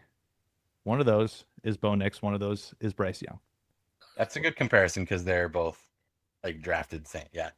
So Yeah. I'm gonna spoil it, and I'm gonna say, believe it or not, Bryce Young has one more touchdown pass than Bo Nix. That's actually incorrect. That is incorrect. It was 19-9. It's 19-9 for Bo Nix, 18-9 for Bryce Young in one fewer game. They are both right there, like less than a percent in completion percentage. They're right next to each other. Actually, Bryce Young has a better passer rating and a slightly worse QBR, and also has the fourth quarter comebacks and game-winning drives. Just one fewer in each of those categories compared to Bo Nix, who, the he just wins crowd is going to love that one. Bryce Young, also, guess what? He just wins, guys. He must be as good as Bo Nix. I don't even 100% believe that. But if we're looking at the stats here, those are some of the basic stats. By the way, I put in Jalen Hurts after last night's game because it was just too hilarious. Because I do feel like Bo Nix and Jalen Hurts are like this. I might actually take Bo Nix over Jalen Hurts if I'm being completely honest. But I felt the same exact way watching Jalen Hurts win a Super Bowl as I do with Bo Nix. And it has nothing to do with how good that quarterback is. It's how good that team is and how good the coaching was on that team and how good the organization on that team was. Which, by the way, Jalen Hurts is actually has the same amount of touchdowns, fewer interceptions, even after throwing, 4 of them last night, and has a better passer rating. We don't want to talk about that. The only starting quarterback that has less game-winning drives than Jalen Hurts. What's that? The only quarterback in the league that has less game-winning drives than Jalen Hurts. Only one. I know Drake May only has 1 game-winning drive, but 0 fourth quarter comebacks. Geno Smith is the only quarterback that has less than him because he has 1. That's incredible. To be fair, incredible. So does Tua. So does Lamar with the season he's having. Also, hilariously, so is Patrick Mahomes. But that's fantastic. They're all tied with 1 there. Yeah, and so I'll quickly summarize some of these basic stats here because, again, passer rating wasn't good enough way for me to measure this quarterback. So Bo Nix is 13th in passing yards a game, 22nd in completion percentage, 14th in touchdowns, 11th in interceptions, 26th in passer rating, 17th in QBR. And yes, he is first place in fourth quarter comebacks and game-winning drives, but I don't believe that's a very sustainable way of winning football games in the long run. The advanced stats, we'll go through this one a little bit quicker because we're kind of pressed for time and this game doesn't need to go on for too long. But we'll do one more comparison here with the advanced stats. We have, again, quarterback A, quarterback B. These are the advanced metrics that people are going to tell you this is better than passer rating. These things. Is this going to be like yards per attempt and stuff like that? We've got like success rate. We've got intended air yards per pass attempt because I'm also looking at, is this quarterback being a difference maker or is he a system quarterback who's dinking and dunking? And is he making plays with his arm or is he just a part of the system? Because, again, the Bo Nix people will want to tell you that he is not a limiting factor, as in he is what is leading to winning all of these games directly. We have quarterback A, who has has a success rate of 44.9%. That would be 18th best in the league. This quarterback also has an intended air yards per pass attempt of 6.4, which would be 30th in the league. What is this one? I have all the abbreviations. This completion air yards per completion. Sorry, it's how many yards the ball traveled in the air past the line of scrimmage prior to a completion. This one is 4.7. That would be 30th in the league. Pass yards after catch. So how many yards after the catch did these yards produce as compared to air yards on a pass? 1,267. That would be 17th most yak on your passes in the league. And then also a pressure rate. They faced pressure 23% of the time, which would be the 7th most in the league. And then we've got quarterback B here, who has a 45.3 success rate. That would be 16th, right there in the middle, right above the 18th of quarterback A. Intended air yards per pass attempt of 7.4, which is 22nd best in the league.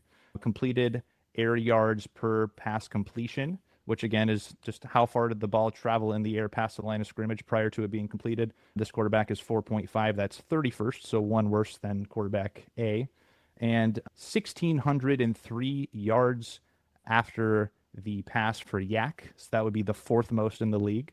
And then also faces pressure 16% of the time, which is the 33rd, which is actually a good thing. That is like the second least, I guess, technically, depending on how many quarterbacks run there. So they only face pressure 16% of the time. Which one of those quarterbacks is quarterback A or B for Bo Nix? B. Is it B? That is correct. And once again, those are compared to Bryce Young's numbers price. This is a guy, and the reason I say these stats and why I think they're important is if we're talking about a quarterback who people want to tell me passer rating doesn't measure why this quarterback is good, let's look at the other things that help make this quarterback good. And I even have one more little nugget that I'll get through just really quickly so we can wrap it up. But we're still talking about a quarterback in Bo Nix who is only slightly better in some of these categories than a guy like Bryce Young is on a team that Bryce Young is on, who has also still played one fewer game. And when I watch Bo Nix, I think Bo Nix is a good football player, but I don't think he is the reason that these guys are winning games. When you have a guy who has more than, I think it was 55% of his passing yards are yards after the catch. He has 4.5 yards on that yards the ball traveled in the air prior to the line of scrimmage. That is 31st in the league, 4.5 yards past the line of scrimmage on average on his completed passes. He's only pressured 16%, which of the starters is by far like the best. He's barely pressured. That offensive line and pass protection is phenomenal. There's just so many of these stats where if you look at good quarterbacks, for example, I'll just blitz through these Drake May and Matthew Stafford because these are good quarterbacks on good teams who have the same record essentially. Matthew Stafford is first in success rate, fifth in the intended air yards per pass attempt at 8.6.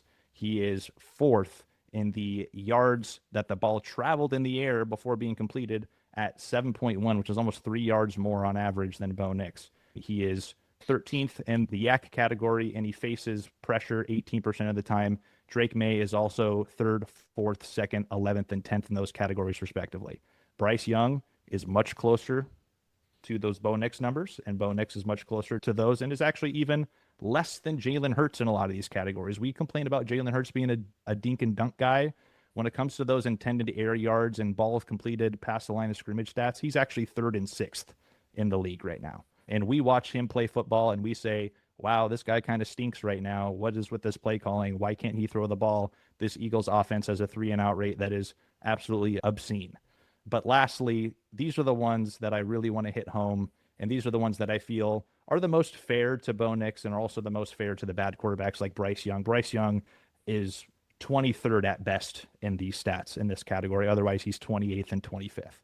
Bo Nix, his EPA per play, just period, not even per drop back, he is 11th in the league. So good job, Bo Nix. I do think that Bo Nix contributes to winning football, but he's still 11th. And this is, by the way, only including quarterbacks with 5+ starts. So I kind of got out some of the people who just filled in for a game or two because Jameis Winston was like at the top of this list. I was like, that's not real. So to be fair to him, he's 11th in EPA. When it comes to passing EPA just on pure dropbacks, he is 15th. He's in the middle of the league. His QBR still 17th, is in the middle of the league. And my number one stat here that a lot of people think is better than passer rating, so I'm going to use it here because passer rating got me in trouble before. This is adjusted net yards per pass attempt, also known as a stat that measures a quarterback's passing efficiency by taking into account passing yards, sacks, touchdowns, and interceptions.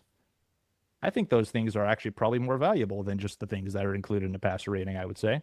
What was his passer rating? Oh, his passer rating put him at 26th in the league. That does feel low for how good he is. So this stat is probably going to be a better representation of where he actually is amongst these other good quarterbacks. Oh, he's actually 21st in the league in that category. Bryce Young in that category, 25th. Jalen Hurts, 12th. Twice as good as Bo Nix in that category. and Matthew Stafford and Drake May, good quarterbacks, legitimately good quarterbacks on legitimately good teams, first and third. So I say all of this to say, I know that's a lot of information, but on every advanced metric, unless it is game-winning drives or his pressure, which is, good on your game-winning drives, the pressure is low, good for you. He doesn't crack the top 10 in any of these things anywhere along the way. And I don't think you necessarily have to crack top 10 in stats to be a winning player and a winning quarterback on these teams. We saw it with Jalen Hurts last year. I didn't think he was that good last year. Guess what? He won the freaking Super Bowl MVP. Good on him.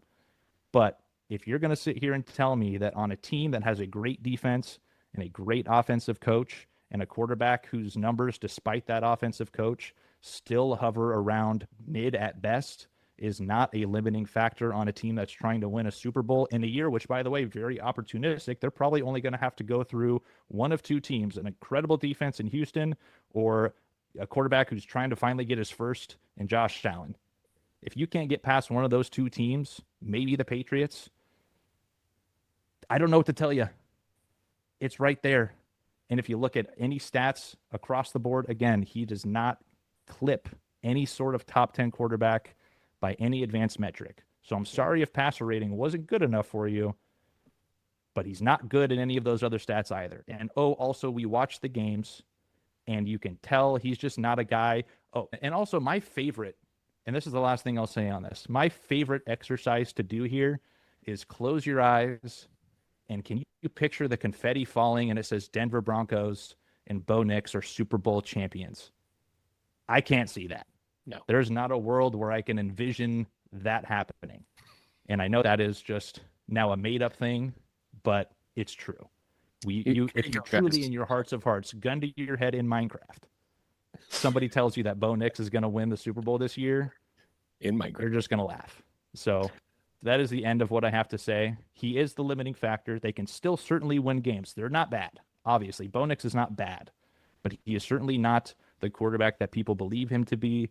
It is supported by his passer rating. It is supported by any other advanced metric to measure a passer, which also includes his ability on the ground, which hasn't been much this year, so don't even consider it. That is all. Thank you for listening. Bo Nix is painfully mid. If the Broncos lose, it's because they have Bo Nix as their quarterback. The end. Welcome to. And if they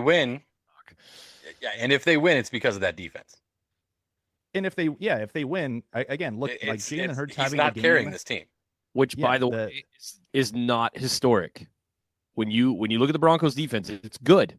It's not historic. They only have 10 takeaways on the whole season. They have 10. You know what that's good for? I think it's second to last in the league. That's and the also, 49ers. They're going strength of schedule. By the way, all of these numbers, think about all of the advanced metrics I just told you and how painfully mid some of these numbers are. They had the 28th rated strength of schedule so far up to this point in the season. Obviously, things will turn around in these coming weeks, and we'll really see what Bo Nix is made of. And if he makes it happen, good on you. But you've had one of the worst strength of schedules, and you still have painfully mid quarterback-specific numbers. And I don't know what to tell you. Ugly. You're winning ugly. Bo Nix this last week, you texted us this. Bo Nix this last week against the Raiders, bottom 2 defense right now in the league, had more completions behind the line of scrimmage than he did beyond 10 yards. And he completed 31 passes. He's not throwing the ball downfield with any kind of consistency. Like, you run up against a good Texans defense in the playoffs. You got to go play the Patriots. We're going to put pressure on you, period. They're going to be able to get the ball moving. And by the way, they play defense. Yeah, man, I totally see it. Like, they're not what it's showing. It's a false bottom here. And we've been saying it for weeks. And Mike made a good point too, real quick, just about the drops. That's certainly a thing. They do have the most drops for sure. I get that. But again, that does not necessarily change the fact that they are not throwing the ball downfield with regular consistency. Yep. And that is not a winning recipe when it comes to I'm in the playoffs and I'm playing the Houston Texans and I need to go get me one right now. If you dump it behind the line of scrimmage over there, Alshire is going to rip that guy's head off. Yeah. That's just how it's going to be. Hey, We have gone deep on two major subjects this week. I don't want to miss my opportunity to recognize two guys that will not be playing football again this year. One in Trey Hendrickson, who's going to be having a surgery for core muscle injury. He's clearly prepping himself for the offseason and wherever he's going to be next year, which is not with the Bengals. But whatever that's going to be, and good for him, man. They aren't going anywhere. But also, it's not a coincidence, by the way, that he waited to do that until after his team lost the Bills this week, and basically eliminated off contention. So just throwing that's not a coincidence. But then also the ugliest injury of the weekend that we witnessed, Zach Ertz. That's a career. Yep. That ACL, that's a career. And for those of you guys being like, but it's just a year. I mean, it's a year off. It's a year, and it's in December. The 49er fans are still waiting for Brandon Ayuk to come play football, and that was in October.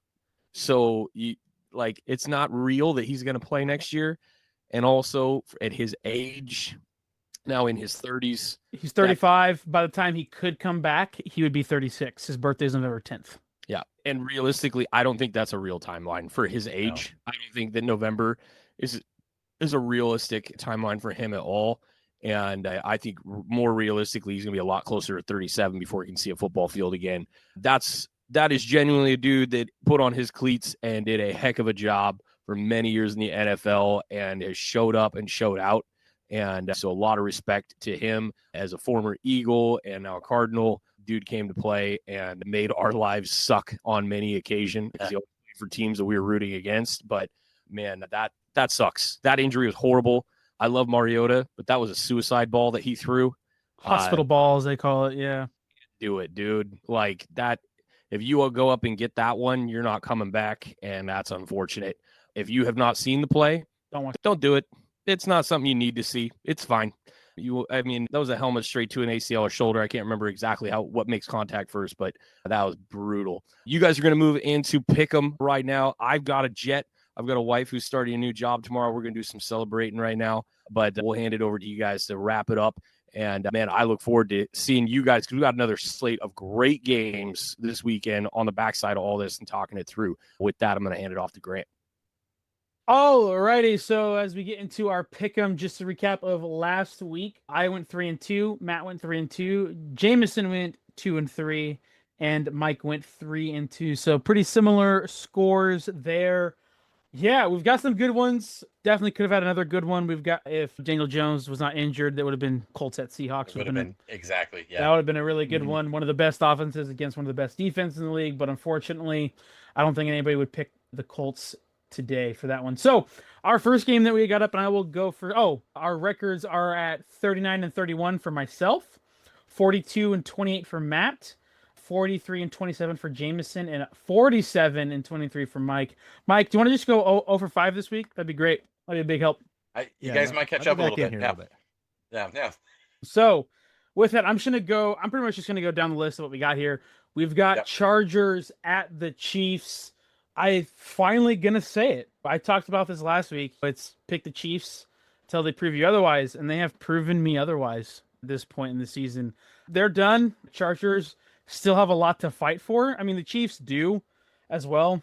Sitting at 6-7, they have a chance to still make the playoffs. They have no chance to win this division. That is officially either the Chargers or Broncos division to win. But I'm going to take the Chargers. They just won with a one-arm Justin Herbert against an insane defense. No matter what, we talk about this Eagles team and their offense. That defense is insane. It's really good. And the Chargers won. And yeah, it's officially time to move on from picking the Chiefs pretty much and pick them in my book. So I'm taking the Chargers here. It doesn't matter to me that it's an Arrowhead. I'm taking the Chargers, man. I'm taking the Chiefs. All right. They're still not mathematically eliminated, especially if they win this game and then they get a little bit of help. I'm not saying that I think the Chiefs are going to make the playoffs by any means, but I'm gonna ride this one until there is no the wheels fall off way. Because as soon as I say it's not going to be the Chiefs, like they're going to find their way like into the playoffs miraculously. And I need to be clear, I don't think the Chiefs are like actually a playoff team that's going to be able to make noise or anything. I think they've proven that to us. But I do think, for what it's worth, that Chargers defense was given 5 turnovers by Jalen Hurts and still could have lost that game in overtime because of how poor that offensive line is playing right now. And I do think that Chris Jones played a really good defensive game against the Texans. And I do think that if the drops go a different way for Patrick Mahomes, there is still a chance that they win that game, even though Mahomes had to literally break out like every tool in his toolkit just to try to survive. Yeah. And so I think they still have enough pride to beat the Chargers, split with the Chargers ultimately in the season. And if the Chargers were closer to 100%, yeah, maybe I would pick them there. But I just don't think that the Chiefs are going to go out quite this sad. I think they'll find themselves at 7-7, have a little bit of false hope, and then still have that door ultimately closed in their face. But until I for sure can see that 0% number or that little X next to their name telling them that they've been eliminated from the playoffs, I'm going to take the Chiefs at home versus the Chargers. All righty. Mr. Mike. Yeah, Matt, I'm taking... Matt typed in his, by the way. Matt went Chargers for this one. I'm going Chiefs. All right, and split. Yeah, it's not too dissimilar from what you said, Jameson. I think the Chargers overplayed a little bit this week. I think they're going to come back down to earth a little bit. I think they got up and played hard for this game. Going to the KC after such an emotional game is going to be hard to do. And I like this Chiefs team. Because if they win this game, it's like it shoots their percentages up to 80-some% to make the playoffs. Just because of tiebreakers. Chargers have a like tough that. end of the season for them. And so if they beat the Chargers. Yep. It's the Chargers have a tough end of the season. And honestly, the Kansas City Chiefs still have to play the Raiders and like the Titans. Like it's just one of those things where if they win this game, they're going to win 3. They basically click their ticket right into the playoffs, right? With one more game against Denver as well, which is a winnable game, honestly. And mostly just because it's a rivalry. But let's get back to it. It's just I'm picking the Chiefs. I think they kind of let down this last game. They're going to come up off the mat. I think the Chargers overplayed a little bit. They're going to come back down a little bit. And it's a rivalry game in KC. It's going to be cold. It's going to be gross. I love it. Football season's on, and let's do this. Chiefs win. All righty. Mike, we're going to stick with you on this one. This is a tough one. We got Bills at the Patriots. Patriots stole the one from Buffalo against the Bills on Sunday Night Football a month and a half or so into the season. Kind of put the Patriots on notice, I think. This is a big one. Mike, how you feeling? Patriots are coming off the bye, but we were just talking about the Denver Broncos, right? Being pretenders a little bit, almost. This Patriots team has literally the easiest strength of schedule in the league.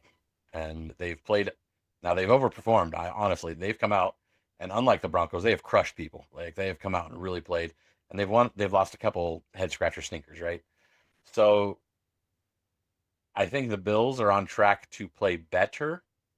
Man, this is gonna be a cold game. Oh man, this is gonna be so cold. That works for both teams. That works. It really does. No one has an advantage for that. Bills are the number 1 rushing team in the league or something like that. I'm on Bills. Give me the Bills over the Pats. I think the Patriots, even coming off a bye, are going to come down off the hill just a little bit. Strength of schedule plays out. Bills are playing for trying to take this division back. Patriots haven't really been here in a few years. These young kids have never been this far. And Josh Allen is playing like Superman. So give me the Bills. All right. Matt has taken the Pats in this one. Jameson, are you splitting this? Are we going 2-2 again or not? No, I'm going to also take the Bills here. I actually like the Patriots quite a bit, and obviously, rightfully, Drake made some MVP buzz this year. I do think from the win standpoint, a lot of that is definitely tied to having literally the 32nd strength of schedule. Yeah. And I don't want to say that all of Drake May's numbers are also because of that, because you watch him play, and again, not to go back into this, but if you were to put his tape and Bo Nix's tape side by side, with the easy strength of schedule, it is very different outcomes there. So I don't want to try to use that as a knock to his MVP case here. But I just do think right now, obviously they stole the one earlier in the season. I don't think the Bills are going to let that slide. I do think right now it's Josh Allen with the cape. I mean, we literally saw it on Sunday in that snow game. They scored how many points in how many minutes? Like it was Like I looked at the score, I was like, dang, the Bengals are going to pull this one out. That's crazy. That's going to have And he some had to pretty do it. serious Yeah. implications here. And all of a sudden, I look at the score again, I'm like, how the heck did they just do this? And I think when it comes down to it, you have an MVP caliber quarterback on one team, you have an actual MVP on the other, and it's his time. Burrow is gone. Lamar sliding. Mahomes probably gone. I think this is one of those games where he comes in and says, hey guys, it's me. We're going to go ahead and take this. I think it's still going to be a pretty good game, but I ultimately think the Bills just have that right now. Maybe the Patriots will have it in a couple of years. I just think it's a little too early for them. But yeah, I'm also going Bills here. Awesome. Although that Bills defense can get got, right? Oh, That's what we're yeah. looking at there. So Yeah. it kind of makes it a little question, but I think All right, next game we've got Lions at Rams. This is, these teams are forever going to be interlocked as long as both of these quarterbacks are playing for their respective teams now. Lions at Rams. The home field doesn't really matter, but to me, I'm still picking the home team here. The Lions, that secondary, it's not good. I think this is going to be a high scoring game. I think it's probably going to be eerily similar to this Lions Cowboys score. Like it's going to be both teams are going to clip over 30, I think, in this game. I think this is going to be a shootout, but I do think that the better quarterback is going to get it done. They really need to win this game too to maintain their lead. I mean, both teams need this game. Like absolutely, the Lions need it to try and stay alive here to have any shot, but I'm going to take the more complete team because as much as the Lions have some really amazing blue chippers, that secondary is getting got pretty much every week. And it's pretty much up to, can this defensive line help out the secondary with this Lions team? Pretty much. And the Rams O-line is solid. I think, what is Matt Stafford, like second in sacks? Like sacks taken? He's top 5. I actually have it right here because obviously I have my 18 tabs pulled up of pulling up the most ridiculous advanced stats you've ever seen. But I know he's at least top 5 in like sacks taken. He's not getting sacked a lot. He's not getting pressured. He's been sacked 17 times, and we talked about Bo Nix and that incredible offensive line. He's only been sacked 16 times, so he's so he's top 5, probably top 3 there. I think it's going to be the trenches that do it, but I do think that the Rams are going to hold them off. As much as I am rooting for the Lions 100%, that would be the gift of all gifts. You will not find a bigger Lions fan right now. Maybe Mike as well. Rooting for that as well here, but watch us lose this one and then beat you on Thursday just to take it back. Don't. Because then we'll have the absolute tiebreaker over you. Exactly. But that puts the 49ers in the number 1 seed, by the way, if that scenario plays out. Just let you know. Because the 49ers hold tiebreakers over both you guys. At this point, we'll see, though. Yeah. We'll see. This week 18 game, man. Jameson, you speak it into existence. I'm down for this. Let's do this. Yeah, I'm taking the Rams. They're just the more complete team. They're the best team in the league. They've proven that. They've won the... Say that again, actually. I've already said it. That's fine. I think I even said it earlier in the show, even. So I'm not saying it a third time. Yeah, I'm taking the Rams. Say that again. Get out of here, bro. I control the edit. I'll make it say whatever I want. I'll step in here with voiceover if I need to. I'm just kidding. Yeah, so Matt is also taking the Rams here. We'll just go down the line here. Jameson taking the Lions, right? You guys keep putting the Rams and Pick'ems, trying to get one over on me. And I think this is probably the first year I've ever had a winning record picking the Rams and Pick'em, only because we've actually had a winning record all season so far. Obviously, I'm going to take the Rams here. Playing the Lions is always scary. And to be honest, this is like the most dreaded portion of the year for me right now because we're doing Lions on Sunday, Seahawks on Thursday, which is our second divisional rival matchup on a Thursday night. We did the Niners earlier in the season, and now, both of them being pretty crucial games for the NFC. So hate that, but I do think we're rolling. This team is scoring every which way. Even when we lost to the Panthers in that trap game, still scored 28, take right? The turnovers away, like we barely saw a third down the whole day. Yeah. And we barely saw third downs until essentially we're just running out the clock in the second half against the Cardinals as well. They're unstoppable. Stafford's the MVP still. Defense is also still holding it down. Yeah, they're a little bit gettable in the secondary. And you look at this Lions team and some of their weapons, and that might still scare you a little bit. But usually they're getting got by big-bodied guys, and there's just not – it's more speed for Detroit here. I am truthfully really afraid of Jahmyr Gibbs because that guy is just a monster. Oh, man. But that defense is not going to be able to stop the Rams. I think we're going to be able to get pressure on Jared Goff. This game not being in Detroit is enough of a home field advantage for us. So yeah, I'm absolutely taking Rams. I think it'll be a pretty good game, but I don't know if the Lions score 30. To be honest with you. I think Puka Nacua has 200 yards. I think that other ridiculous receiver that you guys picked up, Devontae Adams, it's probably one of the best moves in the offseason, by the way. He's going to have 50 yards and 2 touchdowns. And that's even a little high. It's probably going to be like 23 yards and 2 touchdowns. 2 touchdowns. Yeah. 2 yards, 2 touchdowns. Yeah, whatever it takes, right? And then Jahmyr Gibbs is going to have 150 yards and a touchdown, or a receiving and a rushing touchdown, right? That's just the way this game's going to go. And then Amon-Ra is going to have 150 yards, and it's just going to be the Rams taking this in the end. I think it's going to be high scoring. I understand, yeah, this defense is going to stop you, but I don't know if anybody can truly stop Jahmyr Gibbs, like really, truly stop him. This team's coming at you full bore. And yeah, but yeah, give me 40 to 30 and just fun game. I want to watch it for sure because this is going to be action packed. It's going to be great. And yeah, Rams, let's do this. Jameson, question: you have YouTube TV, right? Is that what you do? Is that the one that can do two games at once? Yeah, you can multi-view. You can actually do 4. Okay, I'm gonna need to be a purchaser or find some free trial for that, so I can watch my game, the Hawks Colts, and then watch that as well. But I might be more invested in this Rams Lions one because I'm not gonna lie to you. I bought NFL Plus just so I can watch out of area games, right? And so I have my phone and then my wife's phone. I can watch 2 games. That's so funny. He's got the double box. Yeah. So I'm just like, we're just together, right? I'm holding our little baby and I'm just watching 2 little phones just sitting on the table next to me. Everyone else is doing their own thing, but yeah, it's pretty good. So the Packers, right? Over the Broncos, is that what we're looking at? Yeah, Packers at Broncos. And this one, I really need this one for my your takes here. I'll post them really early. I'll post these early so many people will forget by then. But I'm gonna ask real quick. I forgot to ask this when you did it. I think the clip that I'm going to pull is you asking everybody to close your eyes and if you can envision a Broncos, the confetti falling on Bo Nix. That's probably the clip, and that's gonna piss everyone off.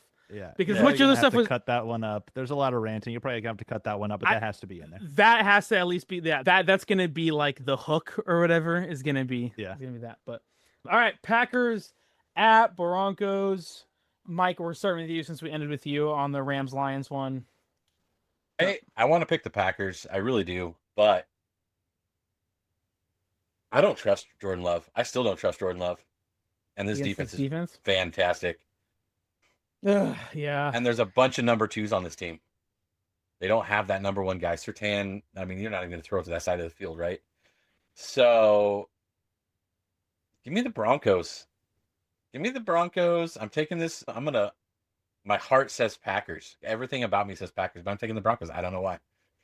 So maybe I'll fall down to earth for you guys. Everybody else take Packers. It's fine. I'll go next because I just know what I'm gonna say, so I'll just say it right away. I'm sure Jameson does too, but I will go. I'm gonna pick the Broncos. The Broncos are frauds. They're fool's gold, but my point will not be proven until playoffs.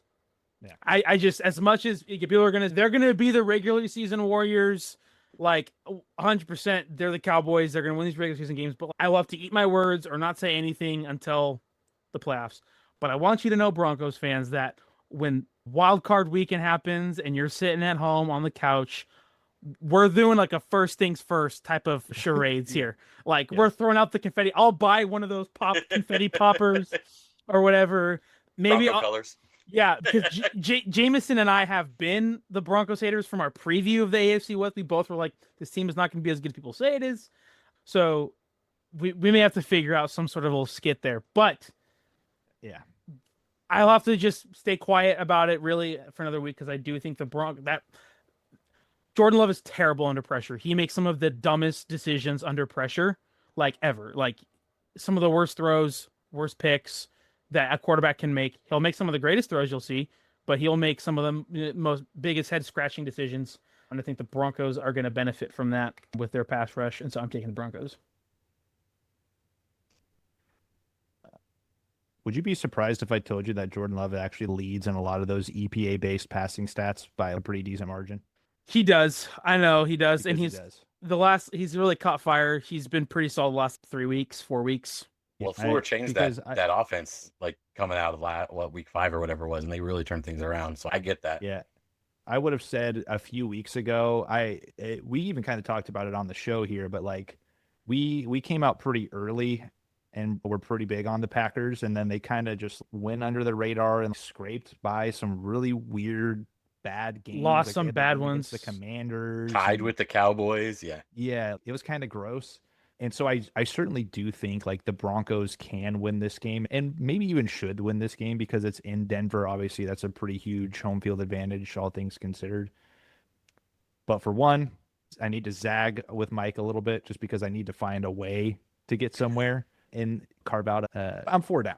But also, I do think legitimately with how the Packers are playing, I think they have a chance to go in and win this.